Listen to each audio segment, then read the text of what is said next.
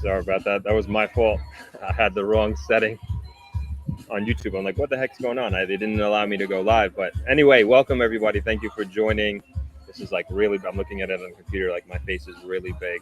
But we're actually going to be more focused on the beach shot than anything else. So I won't be that big in your screen. But welcome. Thank you all for joining another Sunday live. And that is the view that we have today.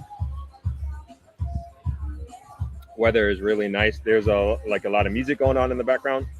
Hopefully it's not too distracting and you can hear me pretty clearly.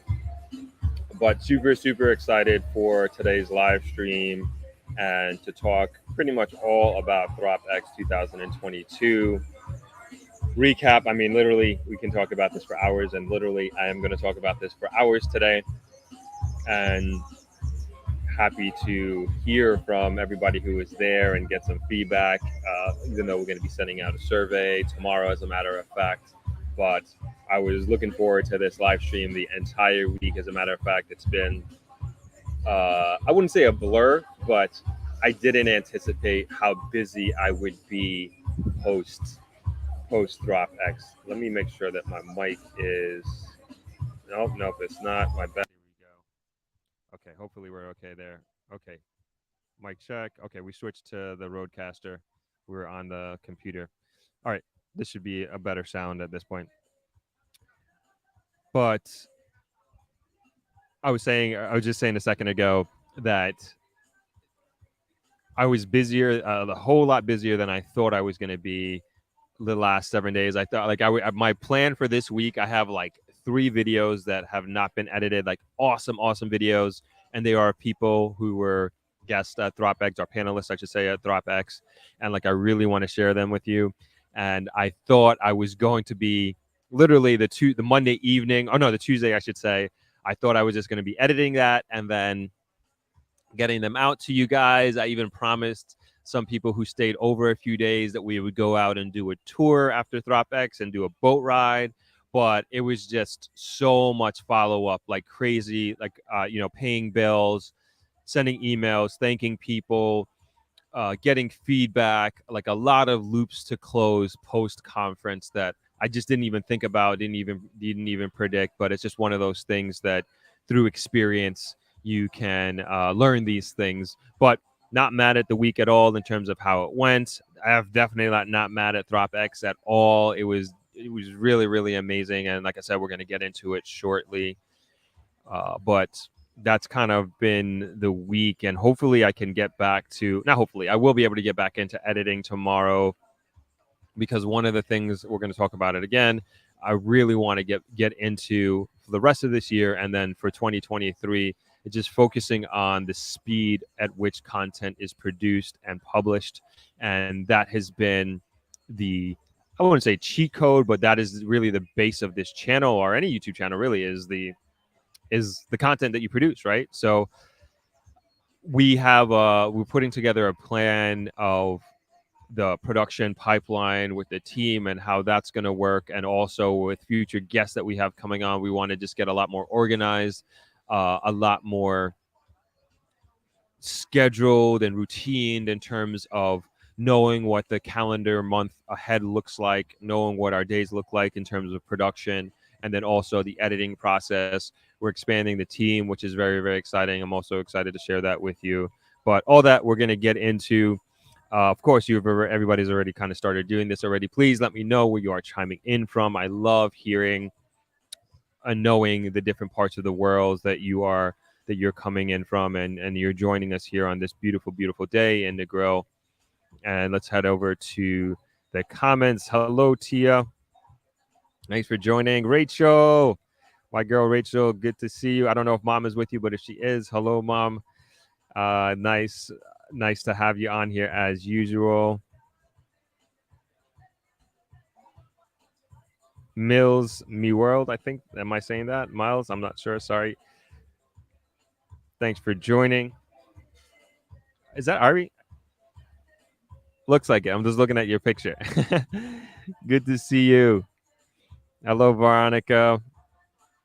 Rainy, cold South Florida. I just heard that it's rainy there. Oh, no. Rachel says she's been waiting all this week. Yeah, me too. I can't wait. I can't wait to really get into it. Been looking forward to it. Justin, what's up, man? Justin left yesterday. Justin was at Throp-X. We were hanging out a couple days after. Uh, cool dude. Nice meeting your son as well, Justin. Hello, Deborah, over there in the UK. It's cold over there. Yeah, here it's getting cold in the Northeast US. I would assume it's getting cold in the UK as well. Same latitude, pretty much. Are close to it. Marie D, good to see you, Marie. NYC in the house, Tia. Globally, Wendy. Greetings from Florida. Awesome. Wendy's got a conference going on here next month, and she's coming down from Reggae Marathon. Awesome.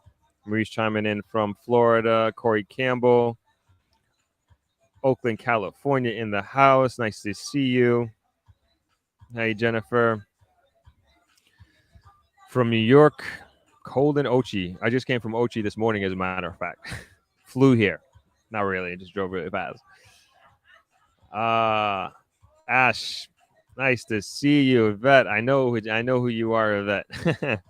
Missing you too. So nice to meet you. There's so many people here that I met over last weekend. It's just so awesome to put the face with these screen names. Even this morning, I met Julia for Justice. She was here she's not staying here, but she came for breakfast. I think she was here for breakfast. She came for a meal and she's hanging out. And we just came for the setup, and I got to meet her. So awesome. Even if you don't stay here, travelers, like, please come by. I love meeting you all, love connecting, and bringing the online community into the real world. That was what Throp-X was about, or at least a big part of it this past weekend. And I'd love to continue to do that as we move forward.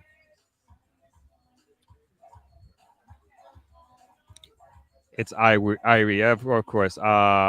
My is me world. Oh, good. Okay, gotcha. I think I'm gonna stick with Irie. Well, good to see you on here. Irie was one of the volunteers, and she was also turned into a speaker as well. We had a last minute change on the itinerary, and we were able to very quickly and seamlessly shift from the gap that was created. Unfortunately, we didn't have we were supposed to have somebody come, and they pulled out last minute, which is fine. But Irie and a couple other volunteers, they had told their story from moving from. All three of them live here in Jamaica. They're all from New York. Yeah, everybody's from New York. I think I have that right, Irie.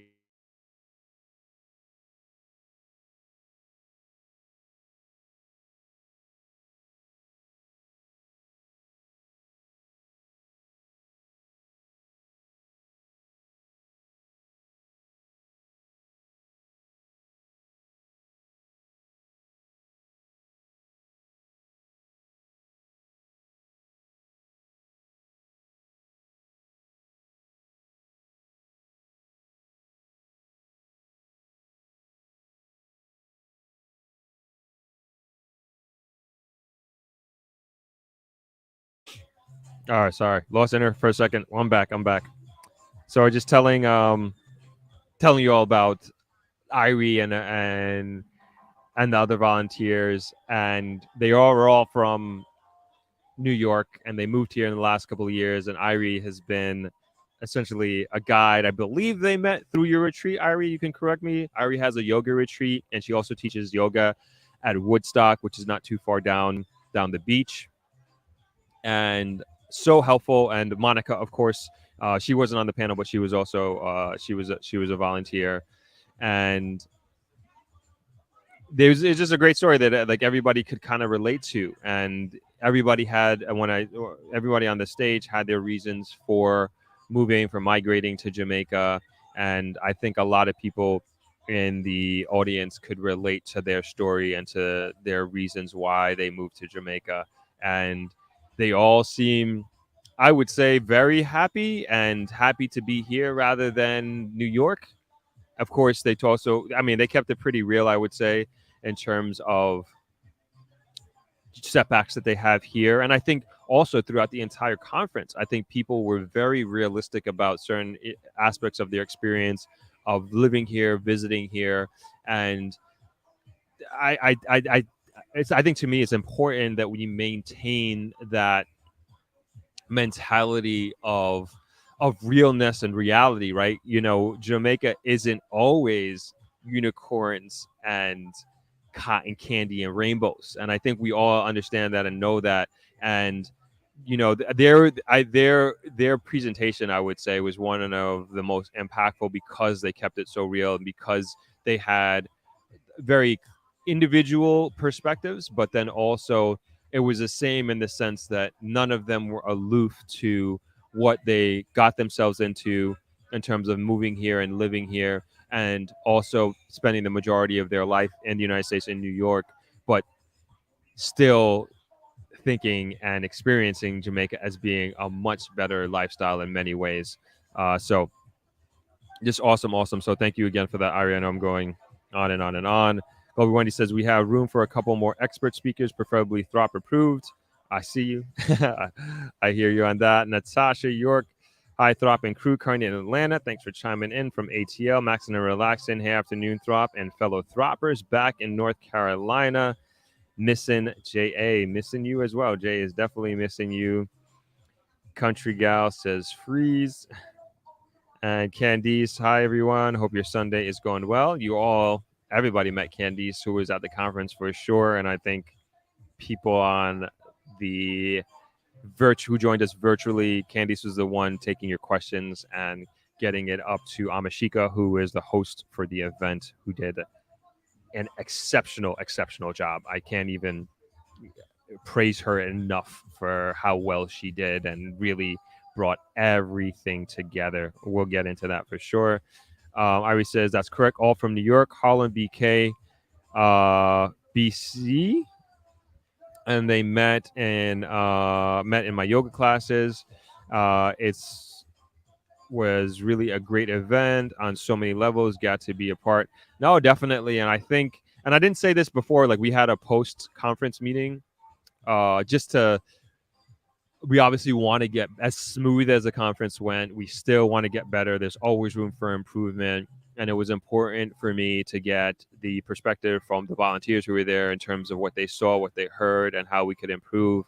And I think one of the, and I didn't say this to you, Irie, and you and the other ladies, is like, man, like I hope you guys think, and you already know this with you, and you and your mom, Irie, like this is your home, travel is your home, and same thing with everybody else. Like this is their home, and like I just want to continue to nurture the relationship, and this goes for everybody who was at the conference, of course. Like I want to continue to nurture relationships and the bonds that we've built over that weekend. So my point is, it's like I don't want you or the other girls to be strangers at all, and it's like not a one-time thing. This community is here to stay. What we are doing is here to stay, and this is like, although we had our conference weekend and it was very, I would say, narrowly focused on the conference, but the goal at the end of the day continues to remain: how can we grow Jamaica? How can we improve Jamaica? How can we improve it and invest in it and allow it to develop the way that we want and the way that we know it can reach its full potential? And to me, we do that through community. We do that through forums like this and also events like Throp-X. But it's the day-to-day work that counts. It's like what do we do every day, not just on a weekend, right? And I think everybody at that conference completely understood that, completely gets that. And I'm kind of wasting my breath even talking about it here now, because it's just like, even as I talk to more people and panelists, they were just amazed at like how just everybody was on the same page. Everybody there was just very super pro Jamaica, very patriotic, and just understood the sheer potential of Jamaica. And then and I think also the sentiment walking away from the weekend, especially after the tour of Negril, the different properties that we visited, that there was an understanding of an appreciation for the great potential of Negril, like the immense potential. And I think we did a good job of opening the eyes of people who were maybe not necessarily considering Negril as a possible place to live, as a possible place to invest. So I think we did a good job in accomplishing that. Afternoon, Dale. Good to see you. Hi, Lisa H. It says, good afternoon from Ajax, Ontario. Congratulations on Throp-X. I watched virtually from Canada and learned so much. Awesome. Awesome. You're welcome. You're welcome. Oh, BX, not BC. Gotcha. Thank you, Ari. Mark, good to see you. Greetings from NYC in the house. Mark McCarthy. Watching the football. I wish Jamaica was there. Oh, yeah. I'm not a football person, but I will chime in and watch Sports Center and try to keep up with it. Candace is a doll. There you go. She is. She is. Could not have done it without her. She did an amazing, amazing job over the weekend. Nikki Smith, good to see you. Says happy Sunday, Mr. Throp. Virtual Throp-X was great. So informative. I loved it. Thank you. You are very welcome. Justin D says shout out to Candice McCalla. That's right. I second that for sure. Max and Relax and says hi Ari. Hi Candice. Copeland Russell says blessings of God upon Jamaica. Blessings. Absolutely. Jean Brown, greetings, Throp. My daughter, Irie shared that the summit was very informative. Looking forward to being back in Jamaica and spending some time at Travelers. Keep up the great work. Thank you. Thank you. Yes, looking forward to welcoming you back. And like I said, this is your home. Yeah, if you don't know that already, this is definitely your home. So let's hop into Throp-X, like in its totality. So to start with, I mean, it was just like a huge success in so many ways, and I didn't anticipate. Oh, I anticipated success, but I didn't think it would go off so smoothly. And what I mean by that is like, as like in events, anything can go wrong, and I think we've all been to different events where uh, certain things that just didn't meet your expectation. And for me specifically with Throp-X, in terms of especially like the panel days, that's where my focus was on for the most part. It was just so important to me that value was at the highest level was given to everybody attended. And like the way I looked at it is that you all, both virtual attendees and people who came in person, you trusted me to deliver on that message and to deliver on what I promised, which was helping you to achieve your dream of moving to Jamaica, of investing in Jamaica. And in my mind is like, how can I put together the strongest possible panel that I can think of within my network to deliver on that value. And every single one of those panelists, they were literally handpicked. The only two that I didn't have any personal affiliation was with the folks from Sagicor, because German Vancy, as you all know from the interview that we did, she was supposed to come, but she wasn't feeling too well, and so she worked very hard to get the two people. I apologize, I don't remember their names, but they did excellent. They were on the panel with Cleopatra Powell from NCB Capital Markets, and that was one of the most interesting panels, and we'll get into that in a second. And then the other two people that I didn't know was Burita Investments. When I say I didn't know them personally, but both companies have a great reputation, and I knew they would deliver on their information, and I think they did exceptionally well. And sorry, the third group that I didn't know, again, personally, but they have very, very strong brands, and I knew they would deliver, was the ATL NCB Montego Bay team that was there. And I learned a lot in terms of auto loans, in terms of types of cars, and that sort of thing. I think we got that information from them. But outside of those three groups, every single panelist that I had, they were personally handpicked from my network, and I think I can honestly say I've done business with every single one of them. Every one of them I've done some sort of business with, or I've had them on the podcast, and we've worked together in some capacity. And I knew that they would deliver on that. And as I was driving back from Ochi this morning, I hopped on the phone with Matthew Wallace, who was a panelist and also a sponsor. He's part of Scotch Boys, the Jamaican hot sauce company. Well, they don't just have hot sauce; they have different sauces. But we were just talking about it, and he was just, again, just impressed with the caliber of panelists that we had on there. And I was like, yeah, everybody on there, they weren't there.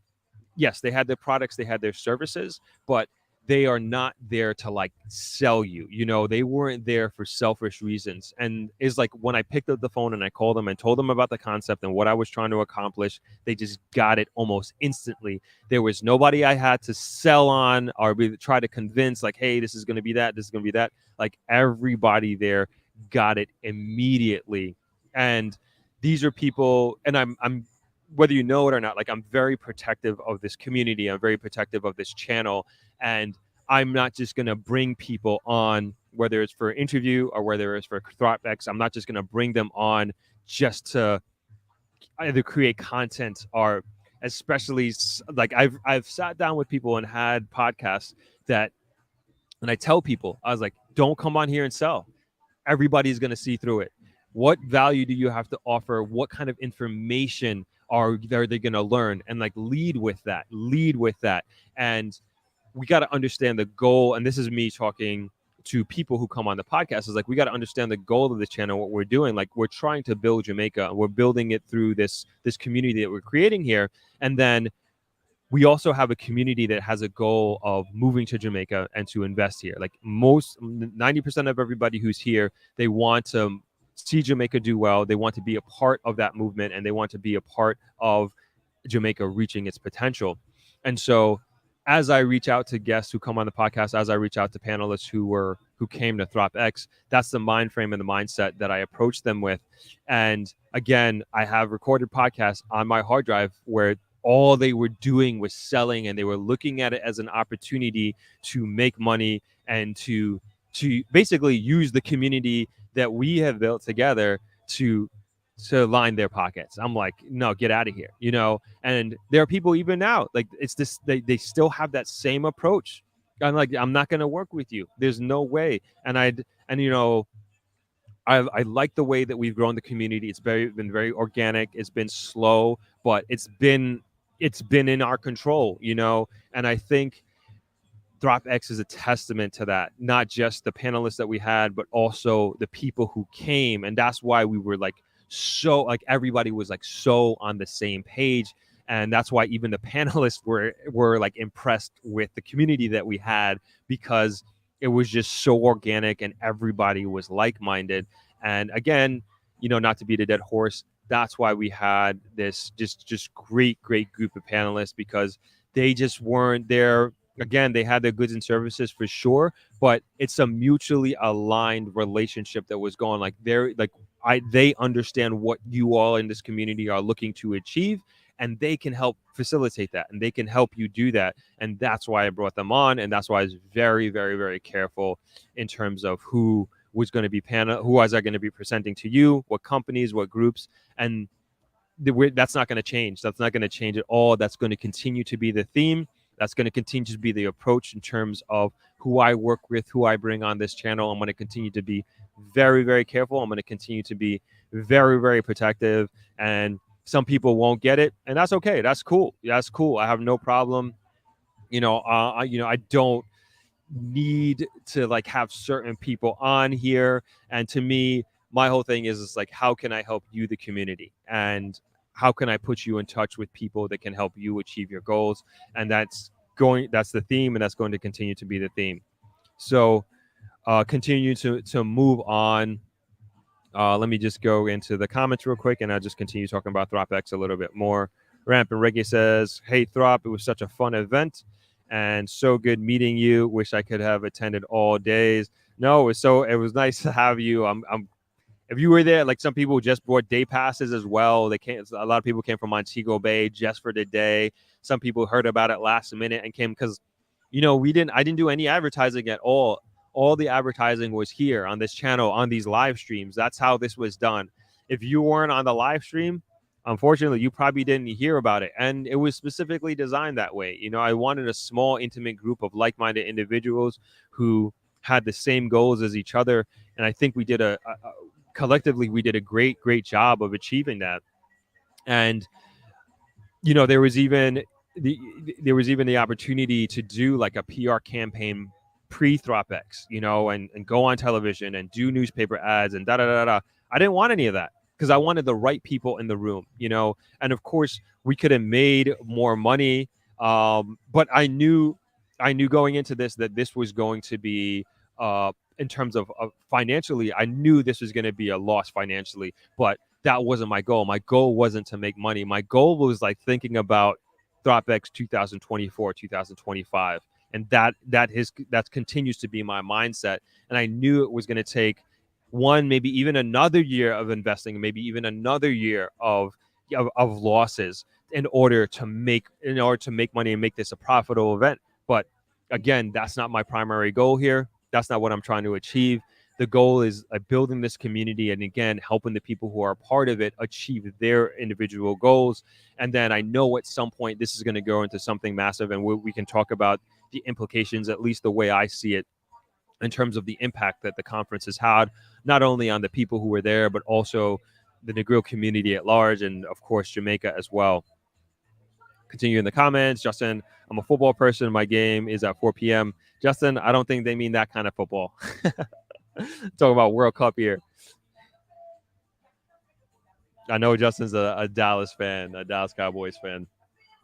Huge. I think he's the biggest Dallas Cowboys fan that I've actually ever met. And I used to be a Cowboys fan. I still have my Michael Irving 88 jersey that I got when I was in, I think, second or third grade. Well, my best friend at the time, he gave it to me for a Christmas gift, as a matter of fact. So used to be, but I was young and I didn't know what I was doing, but Jets all the way from this point forward. Max and Relaxin, such a cohesive team you had. What a pleasure to meet everyone. Excellent. That's all I can say, and look forward to keeping in touch with everyone. Marie D, it sounded great. How can I see the replay? Oh, sorry, I didn't put that comment. So everybody, you're going to get this tomorrow. So everybody who was in attendance in person, you're going to get the links tomorrow to the replay. So you'll always have access to that. We're going to be moving to another platform probably by December for the replay access, because we're going to basically chop each segment up in its own video, so it's going to be much more comprehensive, and everybody, whether you're virtual or whether you're in person, you'll have access to it like forever. As long as the internet exists, it will be there. And even next year, you can always go back. And what I'm trying to do is also, for all the PowerPoint presentations that were there, I'm trying to get them. The only one that we're having difficulty with, and Candice can check me on this, is the company's office of Jamaica, because it's a government entity.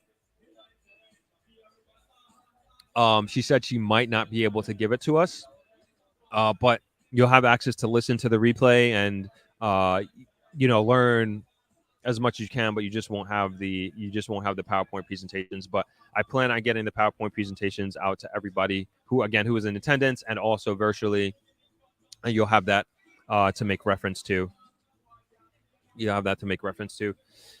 Shortly. Rachel says, "Awesome concept. Don't sell." That's right. We're not selling out here. We're not having anybody sell. I mean, unless there is something that. Let me see if I got a text message about. So I'll talk about this in a little bit more. I'm trying to get some information about Cleo. She has. I know I'm switching completely, but I don't want to forget. And I want to put this out there. She has an 18-month bond that she's selling, and I believe it's don't quote me on this. It's either it's over 10%, 18 months. Let me see if it's in her story still. Unfortunately not. Hold on one sec. So if you know Cleo, if you got her information from Throp-X, reach out to her.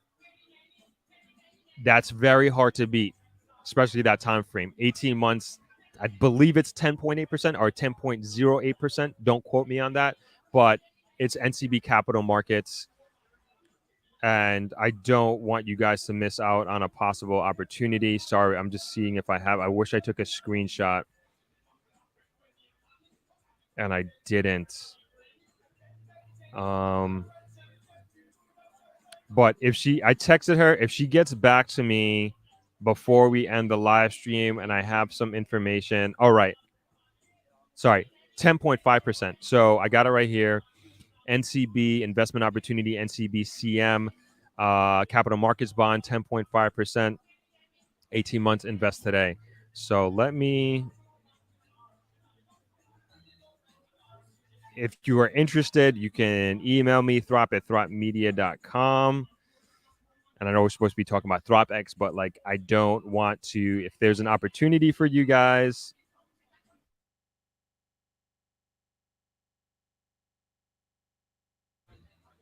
All right, sorry, I'm going to switch. I'm on my phone right now, but I'm going to switch back.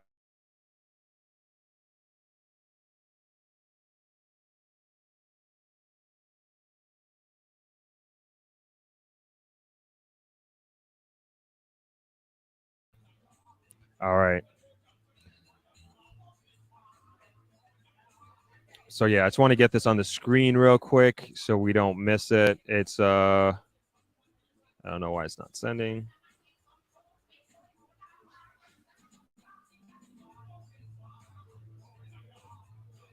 Let me just WhatsApp it to myself.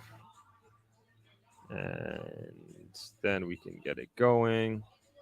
Nope.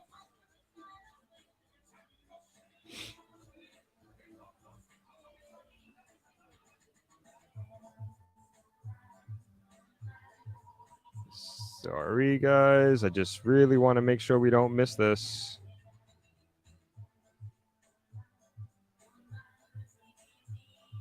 Okay, cool.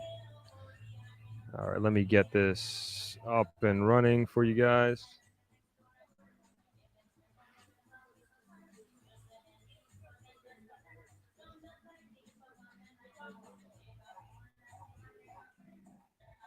So yeah, if you're interested, just hit me up, throp@thropmedia.com.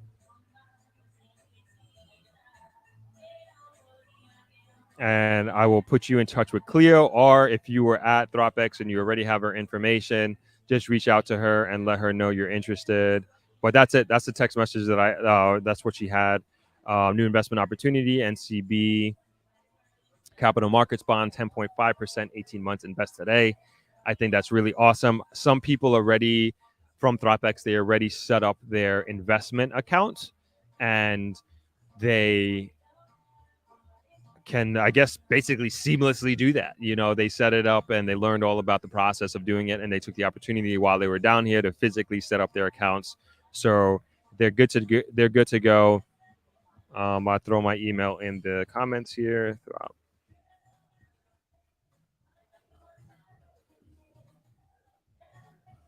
And just so you know, you don't have to be Jamaican or in Jamaica to set up your account to take advantage of this, to be in the Jamaica Stock Exchange or be in the Jamaican market. So just keep that in mind. All right, let's keep going through the comments. Inga Baby, happy Sunday from Orlando. Throp and chat. Good to see you. Globy Wendy says, well done, bravo. That is the reason why we are connected with you and supporting you. Ramp and Reggae says, yes, a community of like-minded people. Absolutely. Country Gal says, natural yard here. Another huge Cowboys fan. Oh, really? Oh, boy. Good for you guys. Mark McCarthy, we are right with you, sir. The event was worth way more than the money can buy. Awesome, awesome. That makes me feel so good hearing you say that, Mark. You were awesome. You and the missus spot on with so many questions and interactions that you had. I think you yourself added great value and to the conference.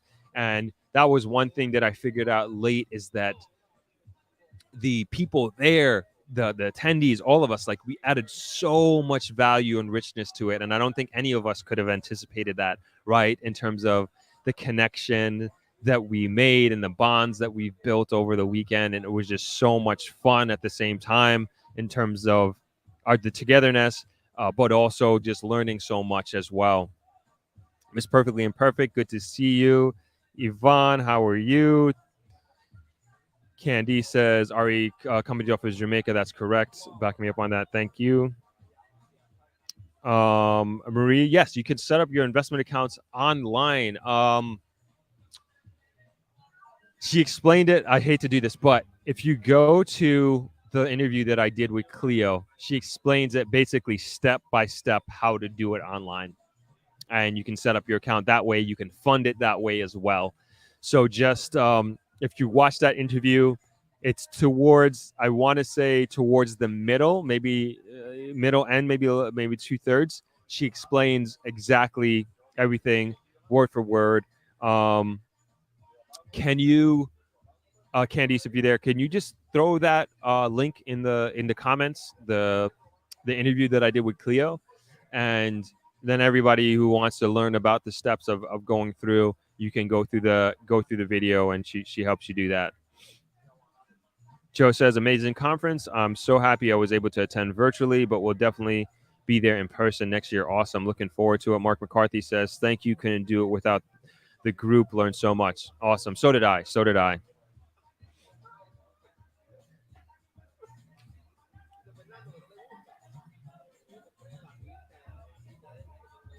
Okay, moving forward with Throp-X.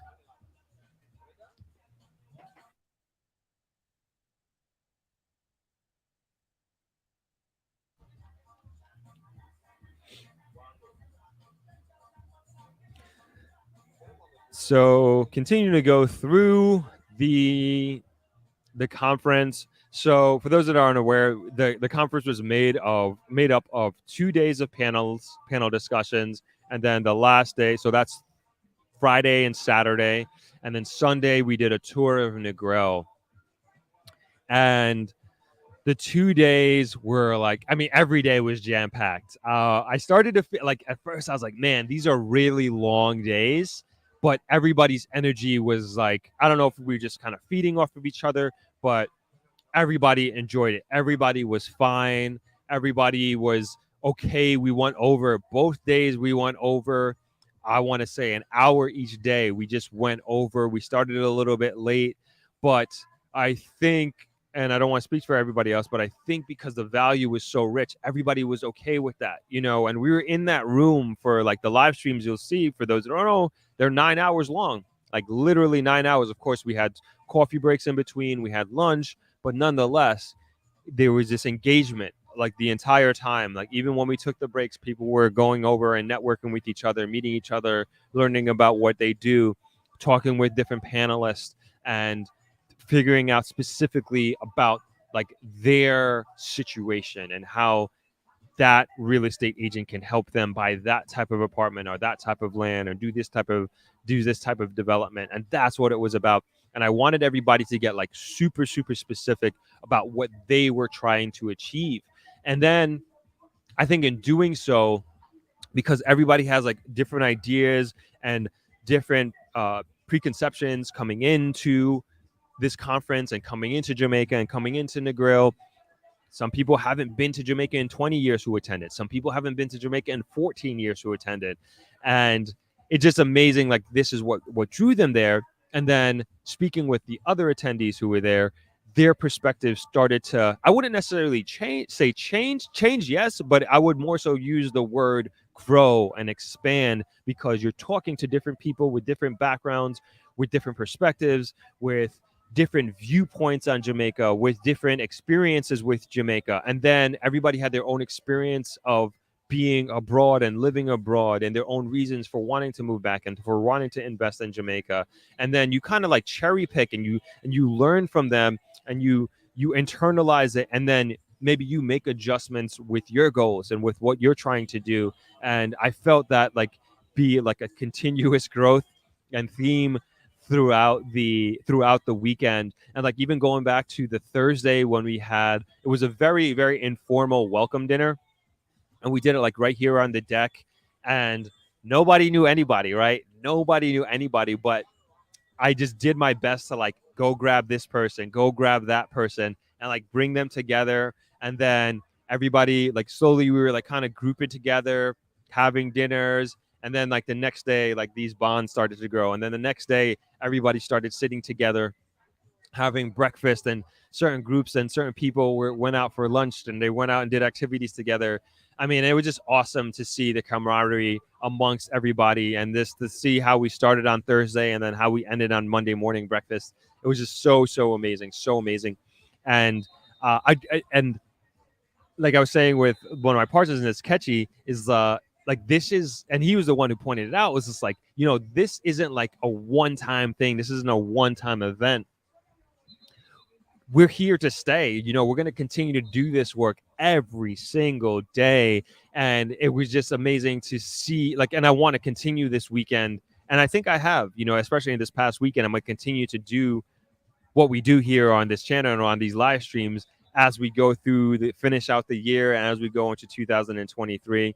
Again, just kind of looking back, and I really haven't had that much time to sit back and reflect, because it's literally been it was just the conference continued to extend this entire week, but hopefully last week I should say, but hopefully this week I'll have some time to reflect and to really have an appreciation of what we accomplished last weekend. But let me keep going here with the comments. Globy Wendy says, which were the best developments Throp-X liked? Price points. I wouldn't say. I mean, I'll leave that open to anybody here.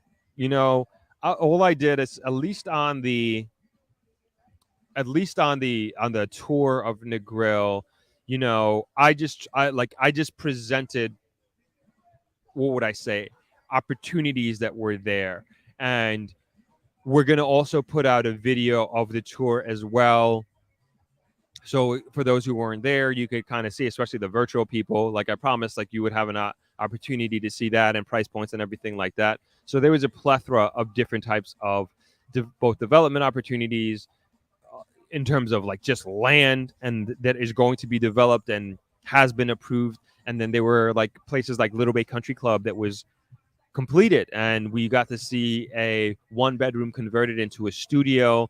And Seema on the Move, her godmother was the neighbor, like literally the next door neighbor to the house that we were visiting, and she was kind enough to invite us into her home. And so we were able to see another Little Bay Country Club home. It was there was another studio converted into a 1-bedroom, and it was a cool tour. I want to get into that shortly. Nikki Smith says, thank you so much for the banking investment information. I needed this. You're so welcome. No problem. I'm still trying to get, hopefully, like I said, by the end of this, if Cleo gets back into me. I know it's Sunday and not a work day, so I don't necessarily expect her to get back to me during this live, but if she does, even tomorrow, I'll post it in the community page so everybody has access to that. And, anytime opportunities like this come along, I want to make sure that you all know about it. Tia Jones says, thank you. Definitely outdid yourself with the conference. It exceeded all expectations, worth every penny. Thank you for that, Tia. Thank you so much. Aaron Park says, good afternoon. Joining from Boston, Massachusetts. Nice to see you.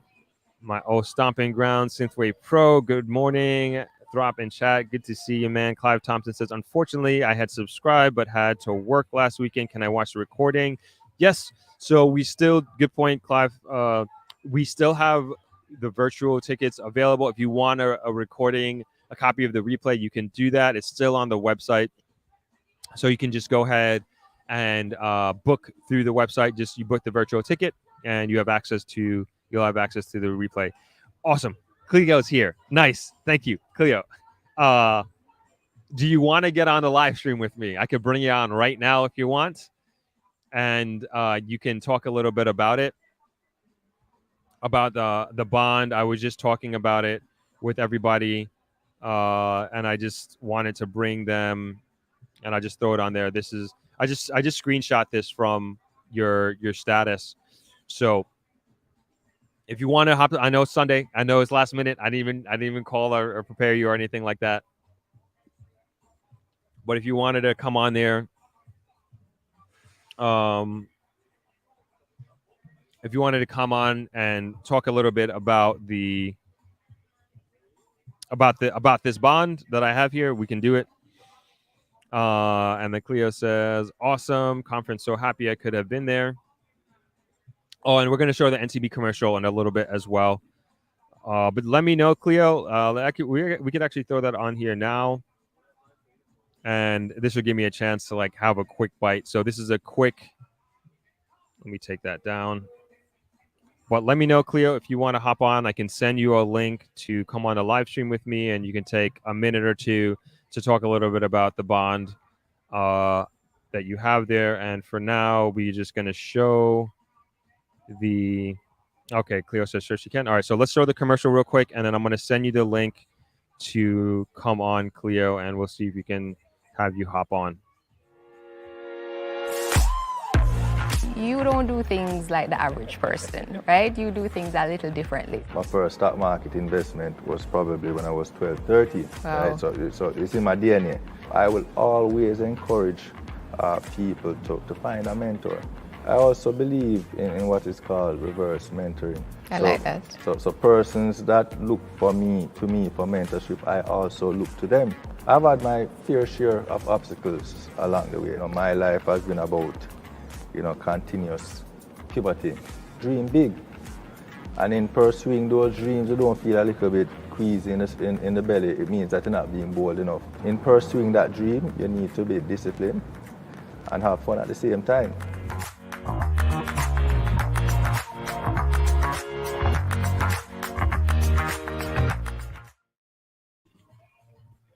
All right. We're back.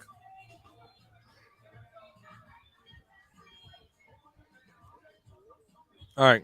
So we're going to keep talking about Throp-X, and we'll see if we can get Cleo on in a little bit.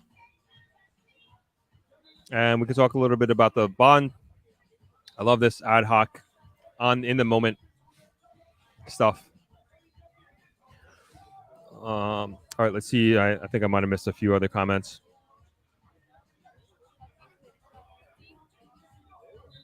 Yeah.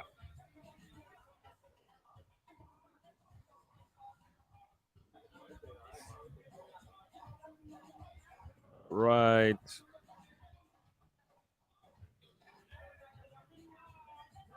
Okay.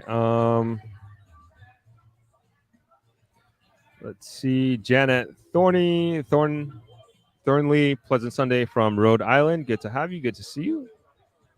Clive Thompson says, I want to attend in person next year, all things being well. Definitely. And I can tell you, we'll get into that.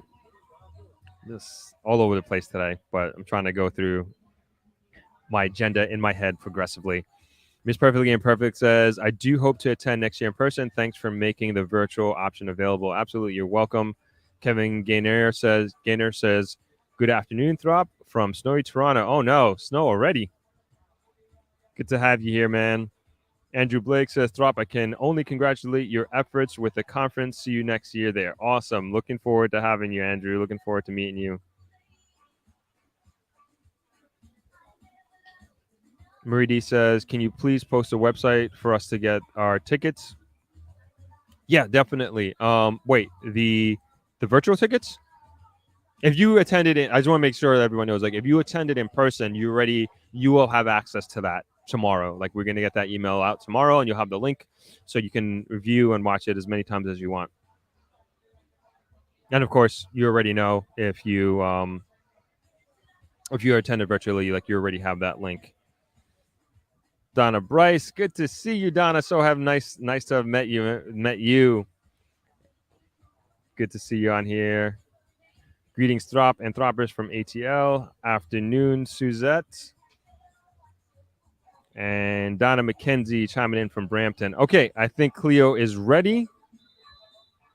And we're just about to get going in 1 sec. I'm going to have her join. I hope I can hear her. All right, I know what to do. Hold on. I just need to change my settings here 1 second before I invite her on. Okay, I think I can. Just want to make sure I can be able to hear her. Inga says, Orlando is cold and rainy. All right, here we go. Let's have Cleo hop on. Let's see if we can get that bigger. Can you hear me okay, Cleo? Oh, switch. Yes, I'm hearing you. Okay, wonderful. All right, thanks, Sam. All right, so definitely this was very impromptu. Yeah, I just came in from church. But of course, I decided to join. Of course, I had to join. So I was happy when I heard my name. I was like, yes, I'm always ready. Ready to Awesome. talk about investments. Yes. Fantastic. I Thank thank you. you so Thank much. you so much. No, you're welcome. Thank you taking your time out on your No Sunday, and I know problem. you got the family and everything. So Yes. want to be as efficient as possible. So if you could tell us about the bond, and then we can just take it from there. Sure, sure. All right. So we have NCB Capital Markets. We have a very, very special bond that's out now, and it's available to every investor. The minimum is only 100,000 Jamaican dollars, of course, and the interest is paid quarterly. So every 3 months, you'll be getting interest, and that's at a whopping rate of 10.5%. Now, of course, we know in Jamaica, interest rate is less than that. So you're still ahead of inflation. No, that's fantastic. Yes, yes, Can't say 10.5%. I can't say I've heard of that. Like when I told my Right. brother, he's like, "What?" He's like, "Are you sure?" I was like, "I promise." Yes, and it's a bond. It's a bond. So it's not the stock market that we usually talk about. It's a bond. Awesome, awesome, So it's awesome. more on the conservative side. Yes. And when are you closing out? When does So that's the everybody? thing. That's the Mhm. thing. Usually when these specials come out, it's for a limited time. So it is closing at the end of the week. So I would really suggest if persons are out there wanting to invest, just reach out to me and I will set you up. You know, it's just a matter of making a call or giving me a WhatsApp and I'll contact you and give you that information. So it's a short time period to invest. The good thing is though, even if you miss out on this, we're always having specials at NCB Capital Markets. So you have opportunities to invest. Okay, awesome. And how can everybody get in touch with you if they're interested? Sure. So email Cleopatra Bihari. Sorry. My work email is BihariCE, that's BEHARIECE at jncb.com, or telephone number 876-552-0841. And I'm on WhatsApp as well. So if you send me a message even today, I can respond to you. That's not a problem. Okay, so I went ahead and put that in the comments. So if anybody's Perfect. interested, please reach Just out to reach out Cleo. to me. You got Yes. this week is closing out. I think it's a great opportunity. I'm hopping on Right. it as well. 100%, no There you doubt. go. There you go. So, Winthrop himself is on. So you want to be on yes, board as well. Thank you yeah, guys so much. And thanks for inviting me on, Winthrop. I definitely absolutely. appreciate it. You got it. Yes. Thanks for joining at this last minute. I appreciate it. You have No problem. No problem. Have a good blessed Sunday, everyone. Bye-bye. Thanks. Okay, awesome. Glad we were able to do that. So happy we were able to do that. Thank you again, Cleo. I think it's a great opportunity. I didn't even know they were paying quarterly. And so if it's something you're interested, you have the capital sitting down, you're looking for something. It's nothing crazy. 100,000 Jamaican dollars. That's less than 1,000 US. Let's just do. I'm just doing it at 150. I know it's a little bit lower than this. Let's do 148.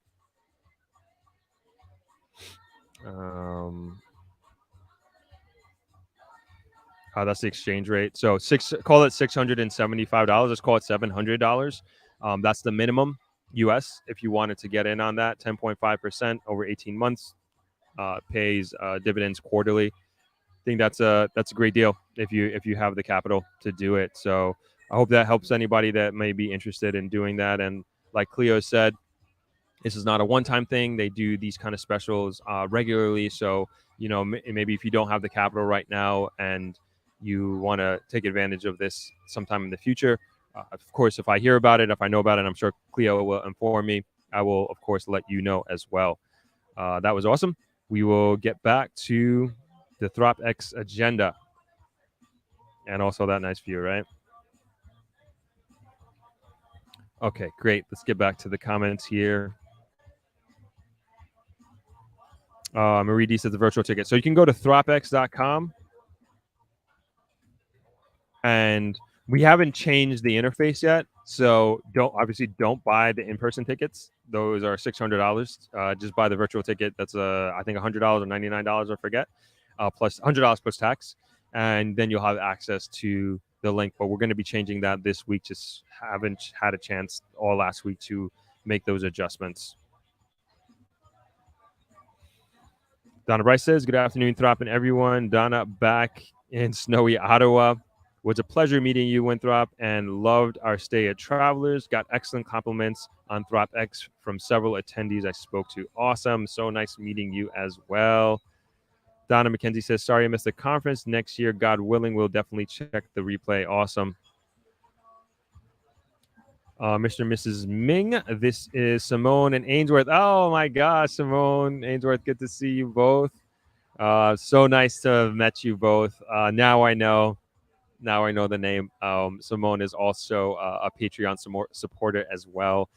So lovely to have met you both, and so nice having you over the weekend. It was a lot of fun. And we also went out partying on Sunday night. We were trying to find a good place to hang out on Sunday night, but a couple places we went to, nothing really happening. But we ended up at Woodstock, which I think was a happy place to end the night, which was fun. So that was enjoyable. I had fun that night because I never ever go out. Donna McKenzie says, hello, Cleo. Always nice to see you. We'll call when I'm ready. Awesome. Paul Williams says, sounds awesome, Throp. Just joining from out of California. Cool. Nice to have you, Paul. K Natural, thank you for that info. You are welcome.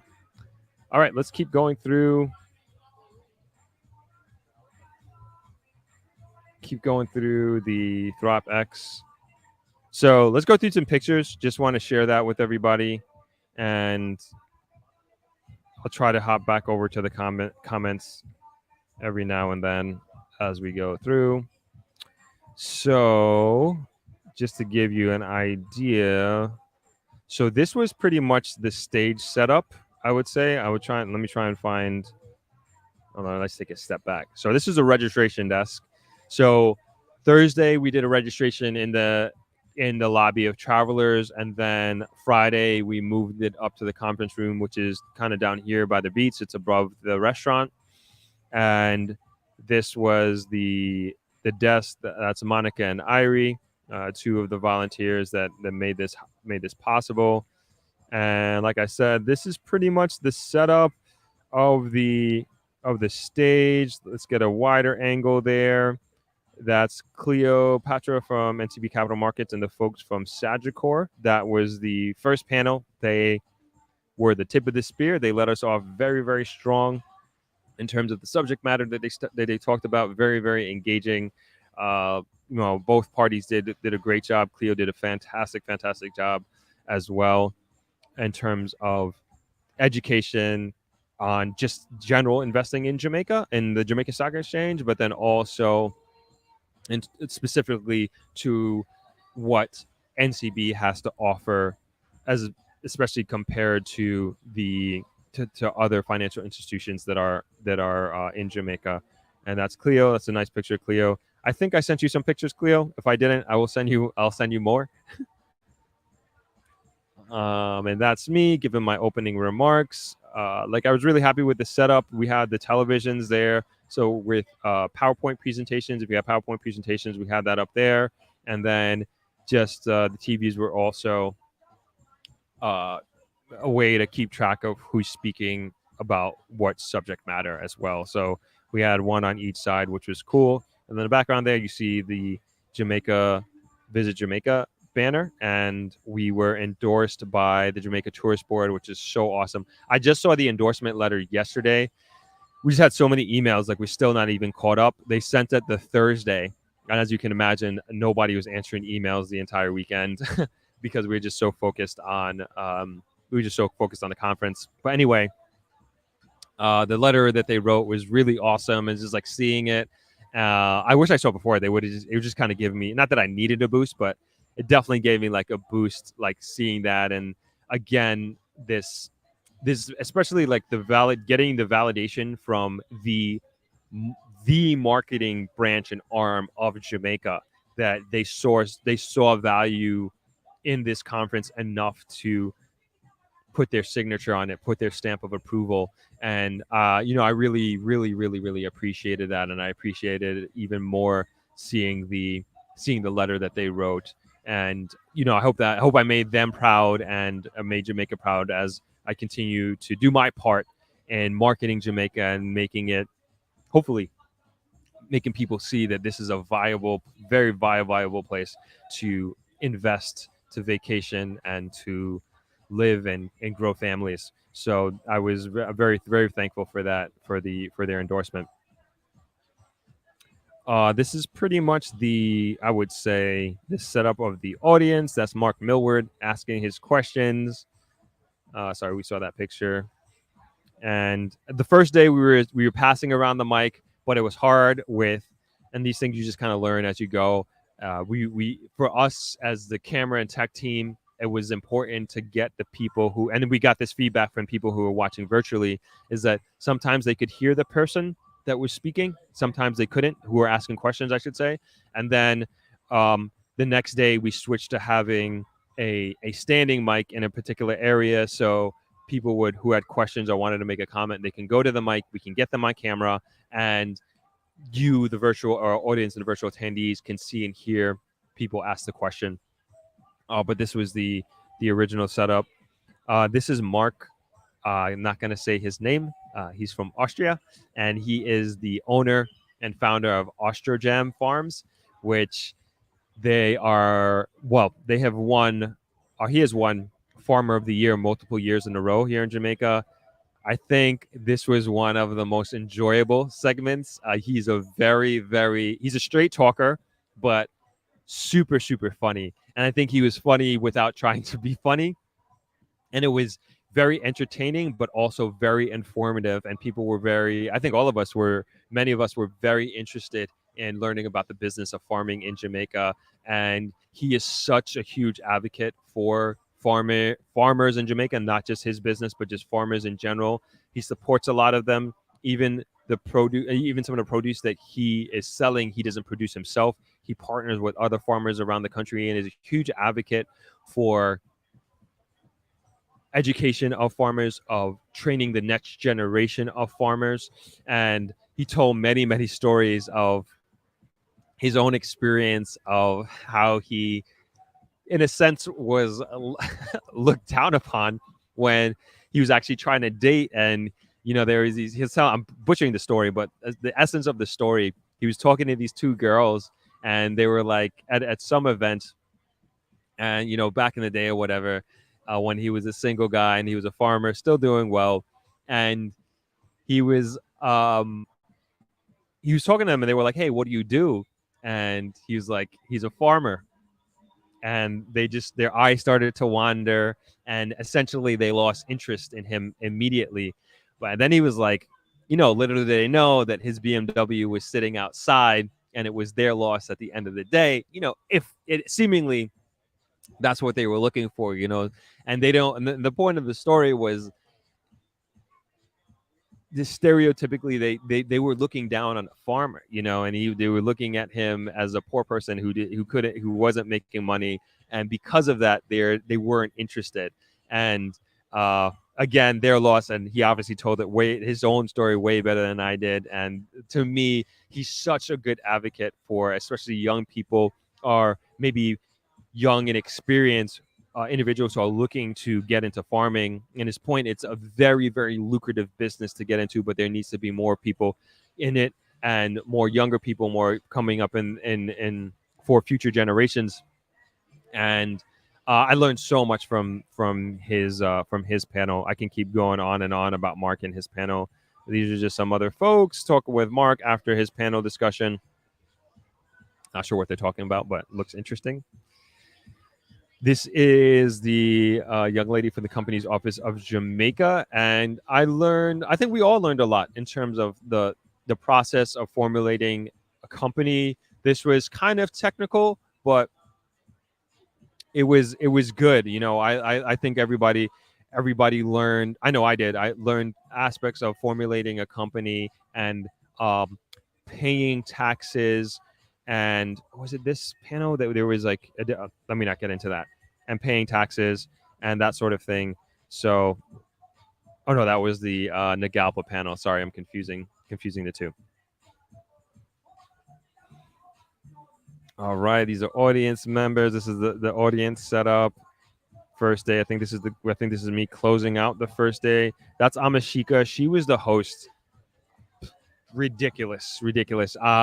It would have been a different conference, put it that way, without her. Like really different conference.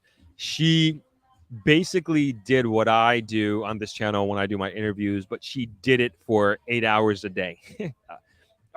8 hours, like the entire time, like super prepared, asked amazing questions. Like she was thinking of things, and like to me, this is like the test of a great interviewer is like, are you engaged enough with your audience and you understand your audience enough to ask the questions that they want to ask or that they're thinking about asking? And she did a masterful job of that with every single person that she had on that stage.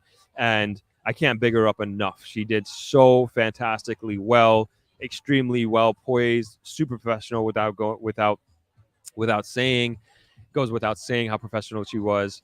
And she brought just like a really great energy to both days of panels, and I can't thank her enough. She just did a really fantastic job. And this is Nagalpa. So to touch on Nagalpa, I'm gonna hop over to the comments in a second. I see a bunch are coming in. So Nagalpa is the Negril Green Island Planning Authority, and they are a separate arm from NEPA, which is the National Environmental Planning Agency, which every single building development construction goes through NEPA. There is no building or construction that is signed off without or development being signed off without NEPA. And I think that's a great thing. Like putting the environment first is it's amazing. I think it's a great thing for Jamaica. But what's unique to this area is that we have this entity called the Negril Green Island Planning Authority, which, in order for your plans to go to NEPA, has to go through Nagalpa. Because, and we talk about this often on this channel in this community, is that the ecosystem here in Negril is super unique. We don't get the white sand beach that we have here without the morass. Do I need to bring up the map? Should I bring up the map? I'm bringing up the map. Any excuse to bring up the map. So we're going to bring that up because I can. Let's see, share screen, window, grid. All right, so almost dropped my tea. I would do something like that. So let's hide that for a second. So this is the map of Negril. Let's see if we could get some layers here.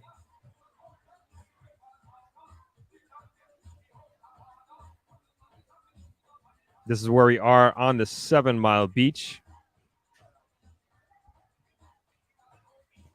Beautiful 7 miles here. So as I always state, Negril is made up of 5 mile stretch of beach here. This is considered Long Bay, all the way up and down here. I'm just moving slow because I know sometimes when I move fast, it jitters a little bit. And then this is the other 2 miles here, which is Bloody Bay. And this whole area here, this is the Great Morass. This is all environmentally protected area. And without the Great Morass, we do not have the white sand beach of Negril. And I should know this by now, but there are many species, particularly species of bird, I should say, that are indigenous and unique only to this protected area. And I mean that from a global standpoint. And there are tours, I don't know if they still do it, but there were at least bird watching tours where bird watchers from around the world used to come to Negril, go on this tour, and go up the South Negril River here where the mouse is, and go bird watching. My friend is a bird watcher. I didn't know he was a bird watcher. No, I don't mean to laugh at him, but it was just like, he's like super into birds. And my point is like, people who are, I guess if you're into anything, you're into it, right? And bird watchers are extremely passionate about being bird watchers. And to have the opportunity to see these unique indigenous birds on this river and in the grill, we don't honestly, we don't really take advantage of that in terms of marketing it.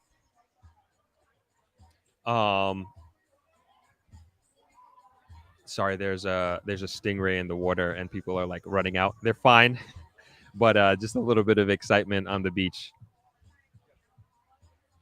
Dala, show the stingray. The stingray.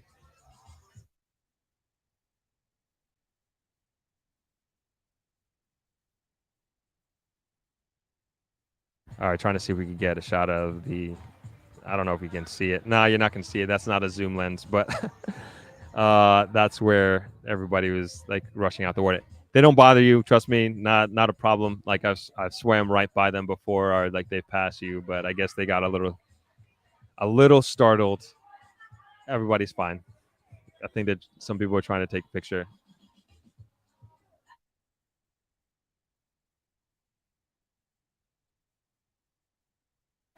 Yeah, they're over there. Sorry about that. Got a little distracted. But anyway, my point here is Great Morass, protected area, and a big part of the mandate of the Negro Green Island Planning Authority is protecting this very, very delicate ecosystem that we have here.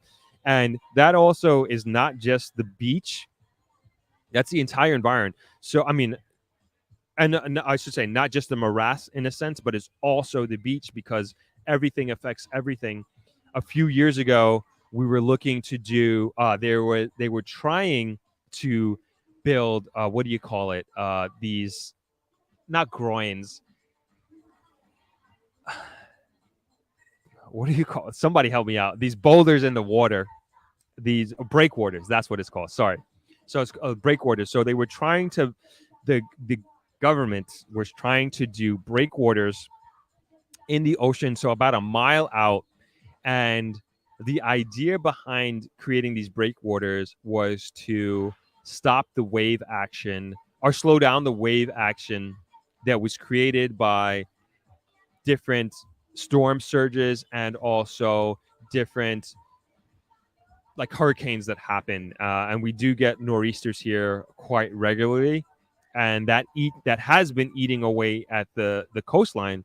And over the last 30 years, we've had a net loss of beach, and they thought that that was a way to mitigate against erosion of the Negril beach. But as a community, we fought very strongly against that, and there were many examples in the world where this type of action and this type of strategy actually ruined very, very beautiful beaches. And as a community and as an environment first community, we thought that this was too high of a risk. There wasn't enough research done, and we fought very, very hard against having those boulders and those breakwaters being put in the ocean.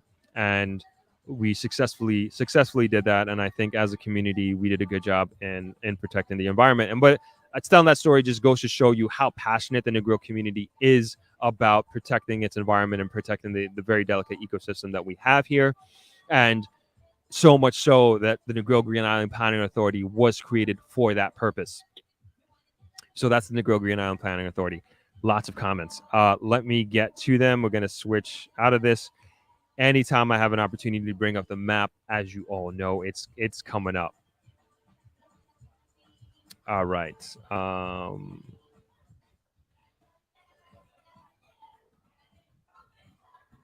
right. We're going to get to these comments. Sorry, guys. I always forget to get out this link. So that's what I'm doing right now.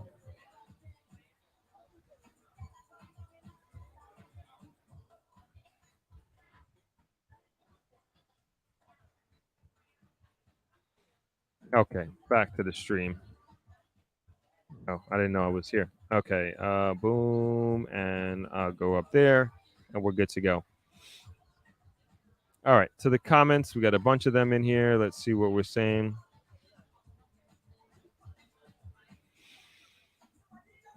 Rose, hello. Hey, Christina, good to see you out there in Brooklyn. Alfonso Worth, what's up? What's up, Throp? $100,000 is the minimum. What's the maximum you can invest in the bands? Do you know? I don't. And the bonds? Do you know? I don't know. Shoot Cleo a text right now. WhatsApp her immediately. She's ready to go. She just came on. I have. If you scroll up, I have her number is there. Please reach out. Please reach out to Cleo. She's ready for you. Shoot her an email. She's ready to help out in any way she can. Marie D says, we the Throppers will make that change in Jamaica. Yes, that's right, 100%. King Naldo, High Throp and Throppers from freezing Maryland, where it's currently 35 degrees Fahrenheit, 3 degrees Celsius. Does not sound pretty at all. Only the Blue Mountain Peak in Jamaica have temps close to that. That's right. Ing Baby said, that's awesome. King Naldo says, congratulations on the Throp-X groundbreaking. Thank you so much, man. Appreciate it. Christina says, and good job on the marathon, Throp. Thank you very much. Raja says, LOL. Yes, he was. Great personality. Talking about Martin here. Yes. When are you going to St. Elizabeth? That is the real question, Rachel. I know you are interested in farming. Little inside joke. Kevin Gainier. I agree. Martin was very interesting. Yes, he was. He was. Yes, everybody's agreeing. Martin was interesting. Inge is laughing. Veronica Tate says, Throp, it is so awesome to see and hear what you're doing, but in the same breath, it is very sad to see and hear that the sad things that are happening there in Jamaica, such as crime, killing, etc. I agree. It was, don't get us wrong. Like nobody at the conference was aloof to that. Nobody, like I said earlier, nobody is thinking that Jamaica is rainbows, unicorns, butterflies, and cotton candy. Everybody is very well aware. But at the same time, the sentiment is, and the thinking is, no one, at least at that conference, is going to allow that to be something that deters them from investing here. We also got to think, this is like, there was so much investment coming to Jamaica that by non-Jamaicans, which I don't have a problem with. I don't think anybody at the conference has a problem with. And the thinking is like, if they see this, they understand this, and we're talking about hundreds of millions and sometimes even some cases billions of US dollars that are coming into Jamaica that are investing here. If they're seeing this, why aren't we seeing this? I think we are. I think we are seeing this in this community. We are understanding this. We get it. And we also understand, and Mr. Wallace was saying this was the last panel on the last day. He was saying, or maybe I think it was a tag team between Mr. Wallace and Mr. Grizzle, and they were talking about how eventually we are not, and when I say we, us Jamaicans who are here now are in the diaspora, it's going to get to a point where we cannot afford to invest in Jamaica. It's going to get that expensive. And whether we believe it or not, or whether we can see it or not, it's going to happen. It is happening. So his point was, why not get in now while you can? And we think certain things are expensive, certain real estate properties that we saw on the tour, we thought they were expensive. And yes, they're expensive. I'm not saying they were cheap, but it's, again, the thinking is like, yeah, we think it's expensive now. What's going to happen in 5 years? What's going to happen in 10 years? And I've seen that already happening. Little Bay is it's like the quintessential example of that, where the pre-construction was a couple $100,000 US dollars. Now it's going for $600,000 US dollars. And that's going to continue to happen. I mean, it sounds ridiculous. It sounds ridiculous even at Point Village. I don't remember. Does anybody remember how much that apartment? I think we saw a two-bedroom duplex townhouse. Is anybody in the comments, if you can remember how much that was going for, let me know. I can't remember off the top of my head. But, everything is 200,000 and up. One bedrooms are going for 225. This is at Point Village. 225. We took a walk through. So I hear you, Veronica, and I agree with you. It's a concern. It's a reality. But it's something that we're going to have to change and continue to change, like be a part of the change, I should say. And at least that's what I believe. At least that's what I believe. And I think us in the community here, I think we're doing that, and we're trying to do that.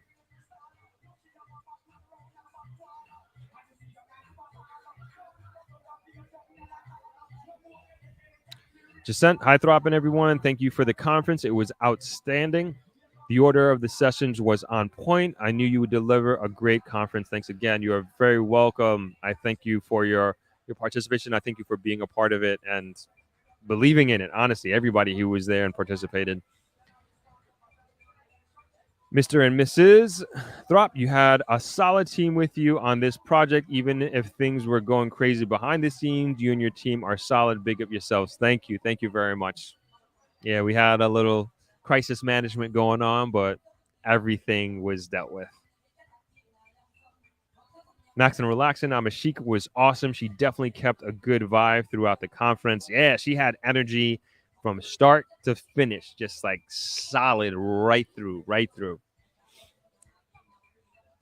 Globally, Wendy says, I'm a bird watcher and advanced scuba diver, 138 feet deepest dive in the blue hole in Belize. Green building and clean energy. Thanks for talking about the environment. Absolutely. Justin says, the fire in the morass the other day was crazy. It darkened the sky. Yeah, good point. So that's actually a normal occurrence where the morass burns itself. I think it's just like combustion, heat. But it doesn't. It's usually the summer, like in August, I would say. But it was burning last week, and it puts itself out. That's the morass. And then sometimes we think like people do it, then like it's done man-made, but usually it happens on its own. Don McKenzie says, thank you, Throp, for always educating me about Negril. Where's Travelers on the 7 Mile, Bloody Bay, or Long Bay? It's in Long Bay. And again, let's bring up the map so you can see.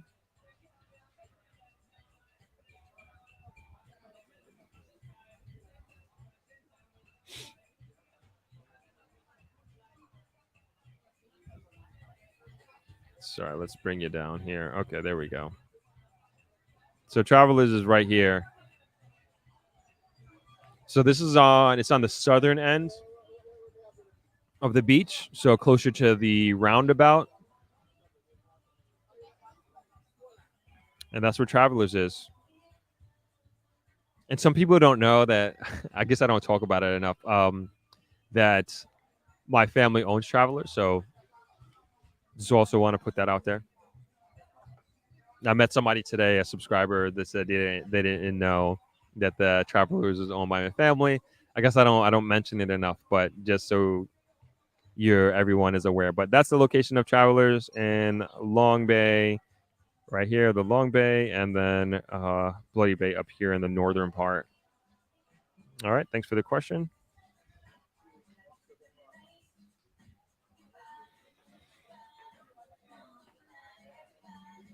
Okay, Justin, it was over $300,000 with a $350 a month condo fee. No, that's not Point Village. Point Village is you're talking about sorry, Justin. You're talking about Aqueduct. Sorry, talking about Aqueduct. So that's 300,000+, and that's $350 a month. Point Village is, hold on. Point Village is 120 a month, 120 US. I think less than 120. It's 18,000. No, it's like 100 and it's 18,000 Jamaican dollars per month for the maintenance fee at Point Village. Around that. Don't quote me on that. And then Aqueducts, which is downtown. Bring that back up again. So let's see if I can find it. Roundabout. Let's see if I could get my bearings straight. Okay, here we go. Okay, yeah, this is Aqueducts here, right in the middle. And this is the, if you remember, Justin, correct me if I'm wrong, this was the pool. We were overlooking from this point right here. We could see Negril Beach. And we saw a couple of apartments. And yeah, that is 300 plus per month in maintenance fees, and over 300,000 US dollars for those apartments.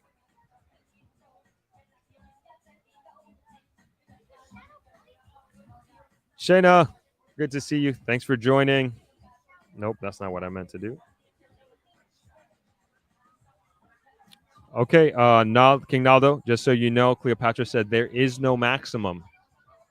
There is no maximum on that bond. You can put in as much as you want. There's only a minimum, no ceiling. Veronica Tate says, great. Keep up the fire burning. Keep the fire burning. Excuse me. Change has to come one day. Absolutely. I truly believe that. Andrew Blake says, there's good and bad anywhere you go. Negril is such a beautiful part of the world to live, talk less, and invest in Jamaica now as a property is going up all the time at a steady pace. Yep, so true. Alfonso Worth says, Throp, I so appreciate the work you're putting into highlighting the beauty and investment opportunities here in our country. The conference looks like it was amazing. Got to check it out. Yeah, it was great, man. Thank you, Alfonso. Thank you so much for that. Paul Williams says, glad to hear your conference was a success. I won't be there until early January. I will be here. Looking forward to saying hello to you, Paul. Donna Bryce says, was that the ash that fell last week? That's right. That's from the burning of the morass.